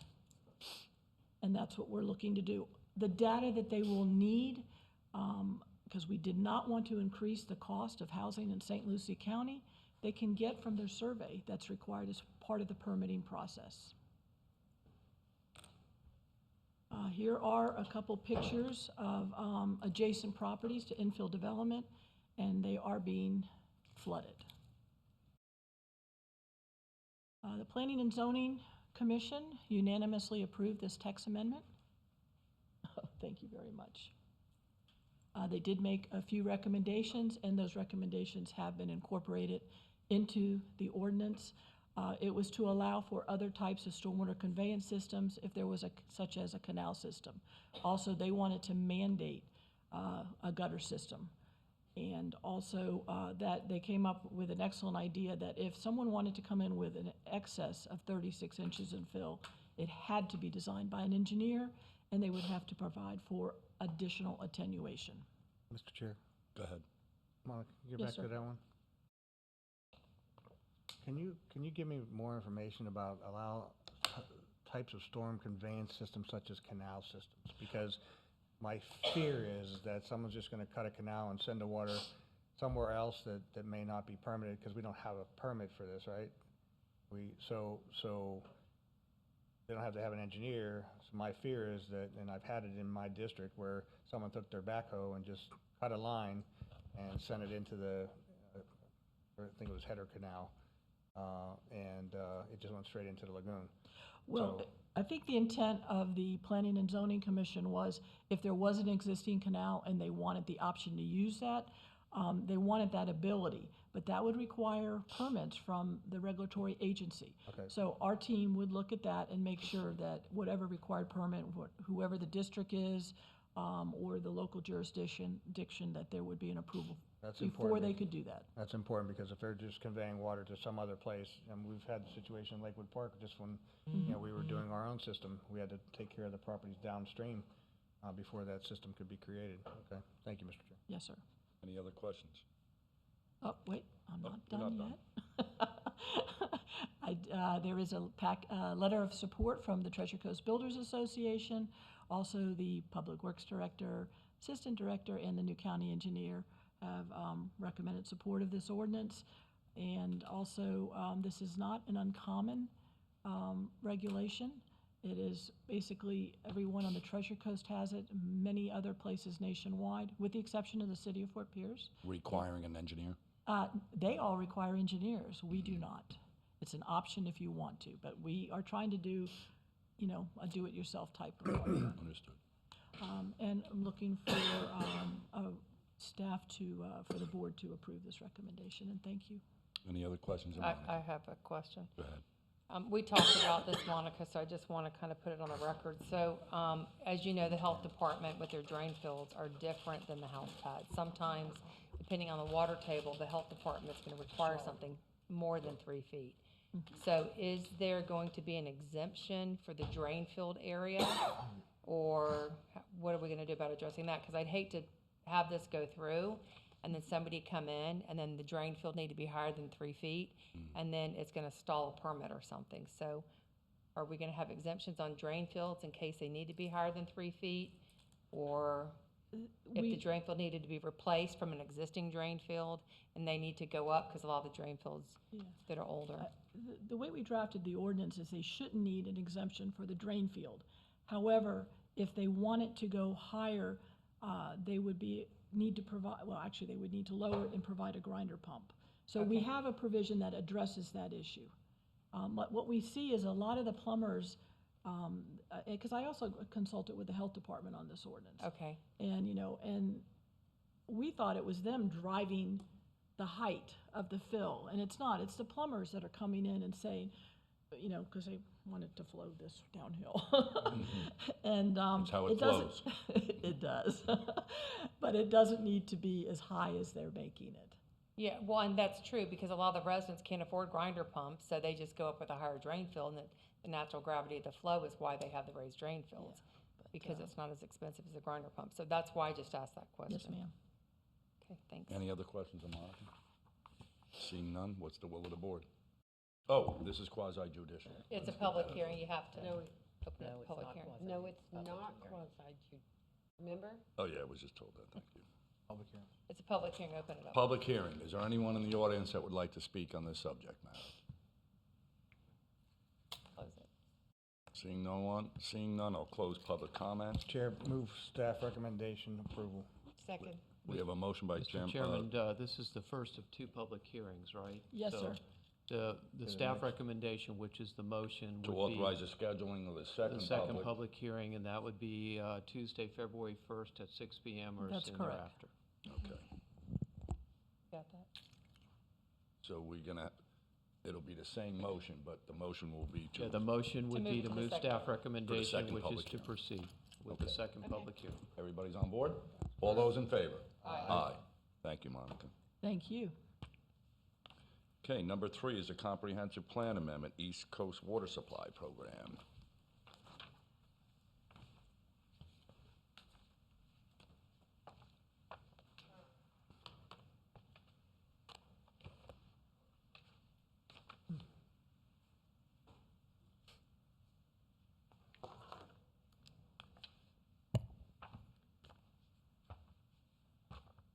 Good evening, Chair Mitchell and members of the commission. For the record, Jody Kugler, Senior Planner with Planning and Development Services Department. Tonight I'll be presenting Agenda Item 9A3 for the adoption of the 20-year water supply plan. I am not asking for a postponement tonight. Just to err on caution, if you recall, this item has been tabled since October of last year to incorporate some of the changes at the Upper East Coast in the 2021 South Florida Water Management Plan in November of last year. So at err on caution, we did go ahead and re-advertise on December 26th. And the difference is that we have a 10-year, now we have a 20-year water supply plan. Oops. The purpose of the St. Lucie County Water Facilities Work Plan is to identify, plan, and monitor the water supply sources and facilities needed to serve existing and new development within the local jurisdictions. This shows the area that's in the Upper East Coast water supply planning area. As you can see, majority of it is in St. Lucie County and Martin County and a portion in Okeechobee. This item was heard at the Planning and Zoning Commission on June 18, 2020, and it was voted unanimously to recommend the proposed amendment. And staff is recommending approval of ordinance number 2022, adopting your 20-year water supply facilities work plan. Again, this is a public hearing. Would anyone like to speak on this subject matter? Is that you, Alfonso? No. What's the will of the board? Close it. Oh, I'll close public comment, public hearing. Move approval. Second. We have a motion by Ms. Townsend and a second by Commissioner Hutchinson. All those in favor signify by saying aye. Aye. Motion carries. Thank you, Jody. Thank you. Number 4, preliminary PUD site plan extension request, Sanctuary Cove Plan PUD, and this item is quasi-judicial. Mr. Chair, before we begin, I'd like to put on the record that I'll be abstaining from this vote. I have a conflict. I'm a neighbor within 500 feet. Okay, let the record reflect that Commissioner Townsend will be abstaining from this subject item. Good Again, evening, Chair Mitchell, members Thank of you. the commission. Corey Benton, Assistant Planning Manager for the record, presenting the request for a 12-month extension to an approved preliminary PUD. Public notice for this evening's hearing was published in the local newspaper. Mailed notice provided to owners of property within 500 feet, and the applicant had a public notice sign placed on the premises advertising this evening's hearing. Quick recap, the subject site is located east of Old Dixie Highway, immediately north of Rouse Road and St. Lucie Village. In April of 2019, Board of County Commissioners granted a preliminary PUD approval after receiving a recommendation from the Planning and Zoning Commission. That preliminary plan was set to expire January 8th of this year, and the applicant has filed a petition to extend that preliminary approval for up to 12 months, allowing additional time to pursue a final PUD plan approval. That final plan would require a public hearing and action by the Board of County Commissioners. Again, the preliminary plan it was engaged with the Development Review Committee, thorough review and analysis by staff, a recommendation from the Planning and Zoning Commission, and approval by this board with a series of conditions that would be carried forward in evaluation of a final plan if extended for a 12-month period. Simply to provide a highlight of the preliminary plan that was approved, it's a redevelopment of the old Rio Del Mar RV mobile home park that was situated on the property. The petition site is just under 16 acres, and the preliminary plan accounted for 62 residential units, a mix of townhomes and single-family homes with various lot sizes to provide a transition from the single-family residential units in St. Lucie Village. The plan was intended for individual platted lots for sale to prospective owners. Again, this is a request for an extension for 12 months, and staff is recommending approval in coordination with our Development Review Committee. That would establish a new expiration date for the preliminary plan of January 8th, 2023, at which the applicant would need to secure a final development plan authorized by this board. Thank you. This is a public hearing. Does anyone from the audience want to speak on this subject matter? Seeing none, I'll close public hearing. This is quasi-judicial, so I will look to my left and then to my right as far Mr. as... Chair, I've only spoken with staff. Thank you. Staff. I've abstained. Oh, that's right. No. I've only spoken with staff since the original site plan preliminary came through. I do want to ask a question. Well, let me just finish that. I only spoke to half. Sorry. Staff first and then now. Sorry about that. So when this does come back, I just want to make sure that the applicant understands that the way that graphic looked, it looked like the drainage went straight into a canal, went straight into the lagoon. I know that's a very, very, raw picture that we're looking at, but I have a real serious concern if that's actually how it's going to happen. So I just want to make sure that that's done before it comes back. And the other is, if I remember correctly, this plan is going to actually bring water and sewer into that eastern section or I should say the western section, west of the lagoon. So that'll be a benefit to the community, and others will be able to attach to it sometime in the future. Chair Mitchell, Commissioner Zadowski, some of the highlights of the PUD plan, first and foremost, from a stormwater standpoint, the engineer had a preliminary design that retained stormwater on site. The plan called for roughly 50% of the overall 16 acres to be green or open space, and it was preserving 5 acres of wetlands and providing for on-site stormwater retention, detention that would certainly be presented at a micro level for any final PUD plan consideration. For utilities, connection to central sewer was anticipated, and part of the requirements for the preliminary plan that was sought for connection into St. Lucie County Utilities central sewer services. We piggyback currently on a connection with FPUA that's to the southwest of this area. As far as central potable water, the designers were considering an on-site treatment or preparation package plant for potable water, but they were also evaluating a partnership with St. Lucie County Utilities. If you recall, in 2018, 2019, that's when the county was investing in running the lines north to Turnpike Feeder Road and down to the west. So the general consensus was, if you were running central wastewater lines to the site, providing an on-site lift station within the same easements and with the same engineering feat, that you would include central water connections So the hope of staff is that both central water and wastewater via St. Lucie County Utilities would be provided to the site, but the preliminary plan certainly contemplated central sewer and was keeping options open for potable water. Well, I would hope that when it does come back for final approval, that it does hook up to central water. We have had a number of private package plants that have come online, and the developer goes away, and then the county ends up getting it, and then it gets to be borne cost on the taxpayers. So for the investment and what it costs to hook up, I think is an important process here. That's why I'm bringing it up, because I just don't think that we should be approving any further developments with package plants on site, especially with something of this size. So that's just a future conversation for whenever.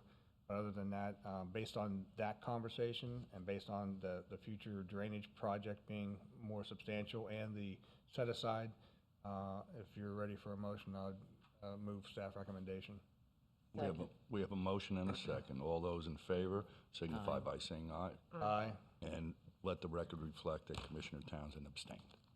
Thank you, Chair and Commissioners, and our staff will look forward to the opportunity to collaborate with the developer and our innovative utility team to explore all options. Thank you for the feedback. Thank you, Mr. Benton. On to number 5, MMR RV Plan Non-Residential Development. And again, this is a public hearing, and it is quasi-judicial. Mr. Chair, while they're getting set up, can I ask if we could pull the site plan so that we can do them both at the same time, even though they'll be separate votes, if you will? I think that would be a good idea. Okay. Could you understand that? Because I think one's on the regular. Okay. Good evening, Chair Mitchell and members of the commission. Again, my name is Jetty Kugler, Senior Planner with the Planning and Development Services Department. Tonight I'll be presenting agenda items 9A5 and 10C1 for a planned non-residential development petition submitted by Engineering Design and Construction on behalf of Friends One LLC to develop a recreational vehicle park known as the MMRV Park Planned Non-Residential Development and a major site plan. Both agenda items require separate action by the board. In accordance to our Land Development Code, advertisement for this public hearing was advertised in a local paper on Sunday, December 26, 2021. In addition, notices were mailed to the adjacent property owners located within 500 feet of the subject properties, and 2 signs were placed on the subject property, one at North US Highway 1, and a second sign was placed on Turnpike Feeder Road. The project site consists of 2 parcels outlined in red with a combined area of 16.97 acres located on North US Highway 1 and Turnpike Feeder Road just north of Kings Highway.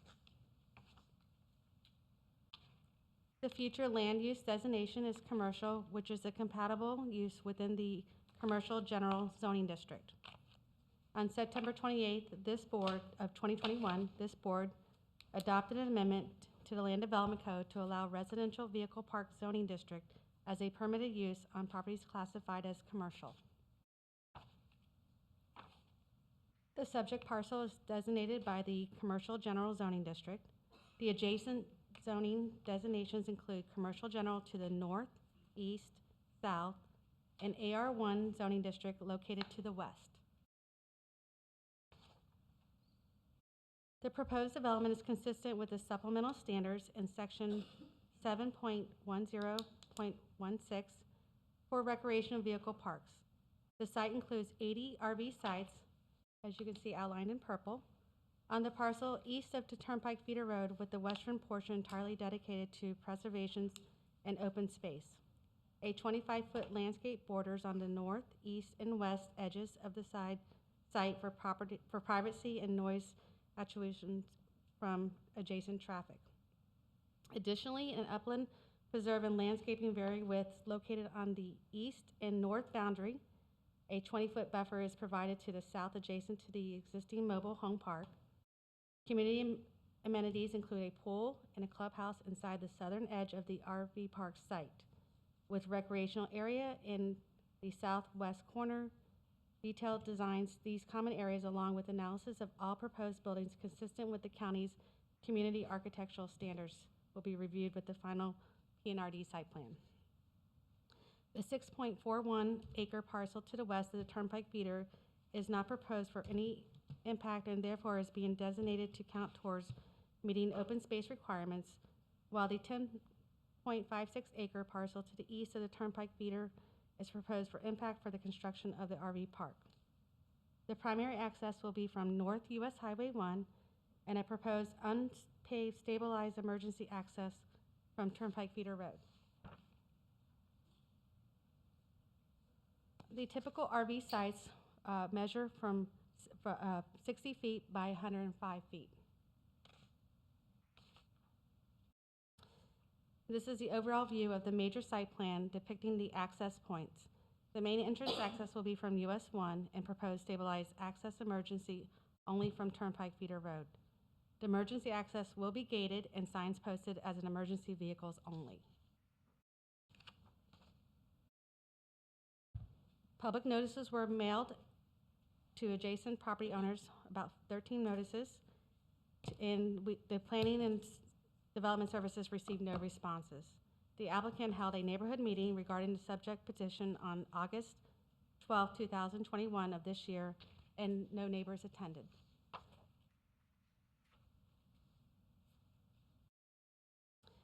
The proposed PNRD rezone and preliminary site plan accompanied with the major site plan conform to the standards of review as set forth in St. Lucie County Land Development Code, sections 11.06.303 and 11.02.07, and have been found to be consistent with the goals, objectives, and policies of the St. Lucie County Comprehensive Plan.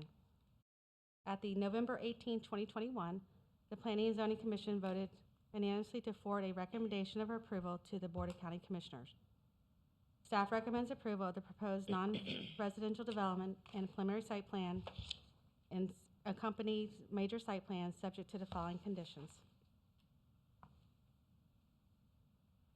Prior to approval of the final major site plan, the applicant shall demonstrate compliance with the Land Development Code for the community architectural standards.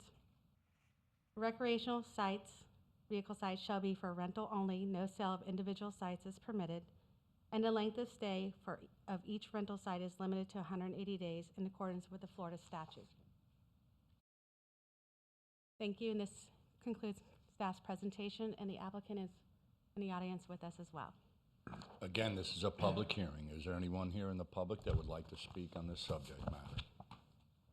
Seeing none, I'll close public hearing. This is quasi-judicial, so. Mr. Chair, I've only spoken with staff. Staff. Staff. I've spoken with staff, and I think I had Mr. Curry in my office with. Okay, I've also just spoken to staff. What's the will of the board? Motion to approve. We have a motion by Commissioner Townsend, a second by Commissioner Bartz. Comment? Questions or comments? Comment, please. Comment? Yeah. So, this is gonna come back with a final site plan, correct? So we'll have another That's right, discussion. it's next. Pardon? It's Okay, next. Okay. So, We're well, putting then I'll together. say it now then. So, I'll say it now in that, you know, it's great to see, and this is the representative who's representing this developer situation, brought through the PNRD process and said about how things can be better. Here's one of those opportunities. The open space that you're seeing to the west is an incredible opportunity for that open space to be there. The other is for the future of an amenity for this site. I would recommend and encourage the RV site to actually incorporate the Greenways and Trails component of St. Lucie County in that area, as well as make it an amenity for the future of the RV sites, simply because with the amount of coverage in that particular RV, with 80 sites, it's going to be pretty compact and with not as much green space as you might imagine for an RV site. So I would encourage that be taken in consideration for the final site. The other that I had a concern about was the emergency exit. Turnpike Feeder is a one-way street coming from north to south. Is there any indication that the developer would be putting some type of a flashing light of some sort if that is being used for an emergency exit for any reason, simply because there have been head-on collisions on that road, and it's a very dangerous situation. It's very dark at night. Is there going to be any kind of lighting in that area from this development to help secure some safety? I hadn't heard any of that. Chair Mitchell and Commissioner Drzdowski, I'm going to pose that question over to the applicant. Sir, if you'd like to stand up to the microphone and identify yourself, please. David Baggett, Engineering Design and Construction, Port St. Lucie. Kind of filling in for Brad Curry tonight. He wasn't feeling so well, so I will do my best Brad Curry impression. But we actually have done a bit of coordination on that access. We had a pre-application meeting with FDOT for both US 1 and Turnpike feeder. They were very specific. They gave us a draft letter with how those areas are to be laid out. We're doing some improvements to the median as well as access to US 1. And then they were the one who more opposed not wanting to have a primary access to Turnpike feeder. And so right now we've just got it proposed to be gated. There hasn't really been much on their side requested for lighting. They didn't bring it up in any of our discussions. So right now it's just stabilized emergency access, your typical restricted access. Well, just as a heads up, there have been several deaths on that road with head-on collisions. So going back to US 1, some of these RVs are probably 60, 70 foot long, and are you? I think you started to say that you're changing something to the to the median so that it would have enough room that those folks can Correct. actually. Yeah, they gave us the dimensional requirements for the turn lane and access on that based on design speed of US 1, visual obstructions, and everything else like that. So we're making sure we're incorporating the state's wishes to make that a safe access. Okay, and then I brought it up earlier. I mean, I know we're going to combine them to both tonight, so I'll just ask you now, or just consider encouraging the developer. The open space to the west, our greenways and trails, we are actually continuing to create that, and we're very successful with that with our Environmental Resources Department and the state. So I would encourage that actually for the future be an amenity to that particular site. I think the RVers, a lot of them do it just because they love the environment, getting out, walking in nature and so on and so forth. So just a heads up that's there.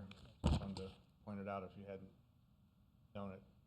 Yeah, absolutely. I mean, I think the intent was that we knew that was the valuable habitat side of the property. So, to keep that there. And, I haven't had any direct discussions with our client on that topic. I'd have to, kind of default back to Brad and see if there's been any discussions on that. I don't know if, Jody, if there was any side.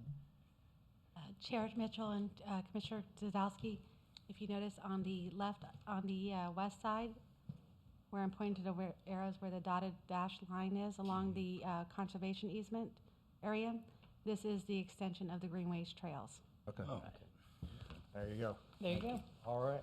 You got it. I saw it in the packet. Okay. I know we're going to combine the two, but they have to be separate voting Yes. items, Yes. Mr. McIntyre? Yes, sir. Okay, so I'll entertain a motion. Already did. Oh, I'm sorry. Just call it now. Yeah, you just got to call for the vote. All those in favor? Aye. Motion carries. Just real quick, he was a terrible impression of Brad Curry. You're probably good at yourself, but terrible impression. Okay, and they had asked, and I agree, there's 10C1, which is the same site plan, so. Mr. Chair, move approval. Second. We have a motion and a second. All those in favor signify by saying aye. Aye. Motion carries. I like that. Thank you. Okay, we're going to the regular agenda item, County Attorney, 10A1. Thank you, Mr. Chairman. This item relates to the canvassing board and appointments for the 2022 general election. One of the members of it's a three-member canvassing board, the supervisor, usually the chief judge or an appointee, a county judge typically, and then the chair of the Board of County Commissioners. At one point, I believe Commissioner Townsend was appointed, but she has indicated that she is unable to serve as she's an active participant in a potential campaign for this election cycle. So we will need, obviously, if you're running, you can't. If you're an active participant, and let me kind of explain what that is and isn't, just so the board is clear. If you're a member of the election or reelection committee, that's active participation. Public endorsement, with or without financial support, would be active participant. Holding campaign signs, wearing a T-shirt, other public display would be actively endorsing. Signing an endorsement card, attending a fundraiser, and co-chairing or chairing a campaign or fundraiser would be active participant. Contributing, just making a monetary contribution, would not be an active participant. So with those parameters, Mr. Chair, we need to determine if there is any members of the board that can serve, and then if there's an alternate as well. If not, then we will end up, I think, going to the chief judge, who will then appoint some other member of the community to serve. I'm going to ask if Commissioner Zadowski would be the appointed member and Commissioner Bartz to be the alternate member. Do I get donuts in the morning? Dixie cream. Dixie creams. Yes, sir. Thank you for the opportunity. Commissioner Bartz? I just want coffee. Okay, so I've appointed Commissioner Zadowski to be on the board and Commissioner Bartz to be the alternate. All right, thank you, sir. Okay, thank you. Dan, does he need a motion? I think it would be, Okay. I don't know, it says the chair, but I think a ratifying would not be a bad Okay. idea. I'll Motion to entertain a approve. motion. Motion You have to a motion approve. by Commissioner Second. Townsend, a second by Commissioner Hutchinson. All those in favor signify by saying aye. Aye. Motion carries. Thank you both. Okay, approval of budget increase for impact fees update. Thank you, Mr. Chairman. As the board will recall, we discussed at least road impact fees today, and we'll have another discussion on the 25th for the other impact fees. We're in the process of updating our fees. It's a complex process these days, a lot of legal requirements. We have legal issues with this, with other jurisdictions. So we've retained consultants to help us with this. There are, I've presented in my memorandum, budgeted amounts. These are not to exceed amounts to get us through the April adoption, proposed April adoption for Neighbors Giblin and Nickerson. Our special counsel, Tyndale Oliver, who's on our road impact fee, PFM, which you've not heard yet, you'll hear on the 25th for the other impact fees. That would be libraries, public buildings, law enforcement, parks, things like that. And then TSS is our traffic consultant that we use for traffic counts on Midway Road. The amounts are as indicated. Staff recommends approval. We have a motion by the board. Move approval. Second. Motion and a second. All those in favor signify by saying aye. Aye. Aye, motion carries. Next is some good, exciting news. Number 3, acceptance of donation of the 2 vessels. Assistant County Attorney Caroline Valentin will present this item. Good evening. Good evening, Chair and Commissioners. This item is for board acceptance of the donation of 2 vessels, the Spirit of Palm Beach and the last one. These will be used as part of the county's artificial reef program. These vessels are being donated by MCAC Artificial Reef Fund, and they have already been cleaned and prepared for deployment on January 17th and 18th. The county's artificial reef program will contribute $20,000 towards the deployment of the Spirit of Palm Beach, and the remaining deployment costs will be contributed by the MCAC for both vessels. And staff recommends that board accept the donation of the 2 vessels and authorize the chair to sign any agreements or documents necessary to facilitate the transfer and deployment of the vessels as approved by the county attorney. Move approval. Second. We have a motion and a second. All those in favor signify by saying aye. Aye. Aye. Thank you, Mr. Oppenborn, for all your hard work. Next up is Parks and Recreation, the 10-year master plan. Mr. Chair and Commissioners, our newly appointed Director of Parks and Recreation, Matt Bond, will be taking. Congratulations. Good enough. Thank you very much. Good evening, Mr. Chairman and Commissioners. Matt Baum, I guess I need no introduction tonight. It only happens once. I would just like to start by thanking each one of you for your participation in this somewhat long process due to the fact that we kicked off right before COVID, if you'll remember back to the spring of 2020, when we were expecting to launch a workshop, and unfortunately, I think the week before, we were basically notified that we weren't going to be meeting in public or, gathering in large groups, and so we had to cancel that and kind of shift gears. And we learned a lot through that on how to get through this process virtually and through some other means. But thank you again for your patience. It's been a longer process than usual. And also, unfortunately, I'd like to thank Dr. Barth for his company.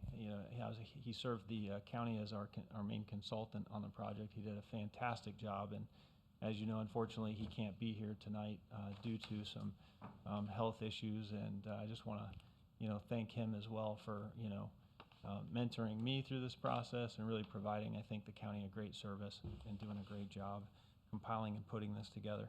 And finally, I'd like to thank our residents, the participation, the role that they played in filling out surveys, both hard copies that were mailed to them as well as surveys, and many professionals in the community who served on various steering committees. There was a lot of meetings held, a lot of them held on Zoom and Teams and other virtual platforms, and it all worked out in the end. And we have I think a great 10-year master plan that should carry us from 2023 to 2033. I know all of you, this plan was originally presented at the informal on August 10th. That plan has not changed. It is exactly as it was on August 10th when Dr. Barr sat here beside me in this room giving that presentation. And I say that only because I know it's been a long day, but I want you to know that I am more than prepared to go through the 52-slide presentation, and it probably shouldn't take us more than about 45 minutes, but I definitely want to give you the opportunity to do that if it's the pleasure of the board, but I also want to give you the opportunity if you feel that maybe you're comfortable and just answer questions and maybe speak briefly to that presentation. So I just asked, if you'd like to Mr. discuss Tippin, this. what's the shortest serving director of Parks and Rec? Let me check my watch. What's the will of the Mr. board? Chair, I know we. move approval. Well, I have a question though, real quick. Okay, we have one question, and then we'll. In looking at, I'm ready to move on, but I did have a question. In looking at this, Matt, I did not see anything about the amphitheater out there at the port in Harbor Point. Is that still on track that we're going to have something? So the Parks Master Plan does address the need for an amphitheater in our county. But I didn't see it in this. And it doesn't specifically address the location of that amphitheater. It does, outline a couple possibilities. And so, great question, and maybe I should just expand briefly on one thing. So obviously this plan, it's a 10-year master plan. It's a conceptual plan. It identifies the elements that the public, the community has asked for. It's all in there. It's robust, as I think we went through in that presentation on August 10th. It is a fantastic, very robust, very comprehensive plan that addresses tons and tons of stuff in the community that we would like to see. Unfortunately, we didn't get into specific funding. It's such a big plan that we felt that let's just adopt this as a plan and let's come back to the board with further discussions on the specific projects. And the plan is laid out with 9 strategic initiatives. And each one of those 9 strategic initiatives, and one of them does address the amphitheater, and one of them does address an entertainment district out at the fairgrounds. One of them addresses the needs for a regional aquatics facility, and so on and so forth. And it's a great plan, 325 pages. I think it really digs deep into that, and I think that we do really would like to provide that public service of providing some type of amphitheater at one of our properties. And I think the Harbor Point property would make a fantastic location, but I would bring that back to the board in the future. It would be the pleasure of the board to I just wanted to make sure it identify wasn't that. forgotten, because Yeah. I know that we've talked about, out at the fairgrounds, as well as, having something big out there, but something smaller, like what used to be downtown. So I just wanted that on the record, that's all. Thank Thanks. you very much. Yeah. Was that a second? It's the second. All those, we have a motion by Commissioner Hutchinson, a second by Commissioner Townsend. All those in favor signify by saying aye. Aye. Motion carries. Thank you very much. And before we go to announcements, Commissioner Hutchinson had asked me to have a few minutes to speak, so Commissioner Hutchinson. Thank you, Mr. Chairman. This is our first meeting of the new year in January, and a lot of times, a lot of us, well, most everybody I know starts off with resolutions in a new year and new beginnings and new dreams and new hopes and all that stuff. But part of that, they also bring up a time to reflect back. And so I'm going to briefly just bring up some of the things that some of us may or may not have been a part of, but we were aware of. In the 20 years that I've been on this board, there have been successes with our beach projects. Our port and airport are finally finalized and moving forward. Economic development and diversifying and moving forward with not only, if you go way back, increases in salaries and driving that wage up, the wage for people. There's been hurricane recoveries and hurricane preparedness, the success with the Veterans Nursing Home, and of course my favorite, 10 Mile Creek, and getting that finally up and able and pushing for more. There's another reason why January is important to me. It was 23 years ago this week that I announced to Brentford County Commissioner, and I was blessed and honored and humbled that the residents put their trust in me over the past 20 years. So tonight I'm going to take the opportunity and reflect back to, I started this week. Today I'm announcing that I will not be running for re-election in November of 22. And I say this at a public forum, which I got cleared. I was able to do that because I feel it's important that everybody's given an opportunity to run. And Chris, I will call your butt out if you give me that. Everybody's given the opportunity to run, and I'm tired of the rumors, and I'm putting them to rest. I'm tired of the speculation, and I'm putting that to rest. And I'm sure my friends and family are tired of being asked because no one wants to ask me. Had they done that, I probably would have told them. Having said that, I do want to go on the record, though, that over the next 9 months, well, I'll go back to when I first made that commitment. My commitment to run was to serve the public and follow through with those.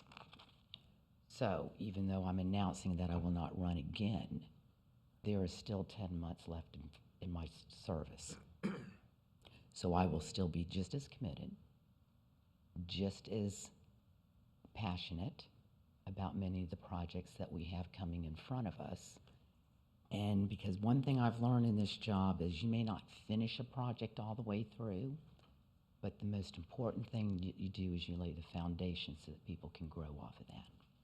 So just to touch on it, you will continue to hear me be very vocal and very passionate about the expansion of our utilities, the C-23-24 reservoirs, the Turnpike interchange at Midway, the continuation of ensuring a 50-year life on our beach project in the South County renourishment, the master drainage plan for the county, the entertainment area that we just talked about and voted about, a continuation and reduction of the millage, and the continued economic diversity for our kids and grandkids. So with that, I'm ready for announcements. Oh, do you want Hold to? on, hold on. Oh, hold no, on. no, no, no, no, no, no. This is not a goodbye. This is not a Don't go goodbye, down that and I was road. just gonna say that. But alls I'm gonna say, Commissioner Hutchinson, is that I said something to you in the hallway the other day, and it meant a lot to me to say that, because what issues are important to me are important to everybody else on this board. And I just wanna leave it at that, and I want you to know this has been this is a great board to work Yes, it with is. you on, and I've learned a lot. And now we'll go to announcements. Oh, no, not tonight. No, no, no. You are not allowed Mr. tonight, Chair. Chris. Hold on. No, this is not a goodbye. I'm not saying just that. said- I want to okay. reconsider the canvassing board. No, You're not running. I thought of that when she was talking. I didn't know about it until now, so. Give her a nice send-off, not that. I think a 10-month notice That was good. is really unusual. So I thank you. I mean, 10 months, Well, you know, I think I'm it's an kidding. opportunity, no, it's an opportunity for those that do want to run to have time for signatures and financial, raising funds and so forth. So Thank you. I wish them all luck. Mr. Tippett. Thank you, Mr. Chair. Just real quickly, we have a regular meeting on January 25th at 9 a.m., and then we have a special informal meeting at 1 p.m. on January 25th to talk specifically about the remaining impact fees. And those are our next two meetings. And with that, I'll entertain a motion to adjourn. Martin Luther King, is that coming up this month? This Next- Monday is a parade. Yes, yes. So there's a parade, there's several events out there to commemorate. So just throwing that out. I'll entertain a motion to adjourn. So moved. Thank you. Meeting's adjourned.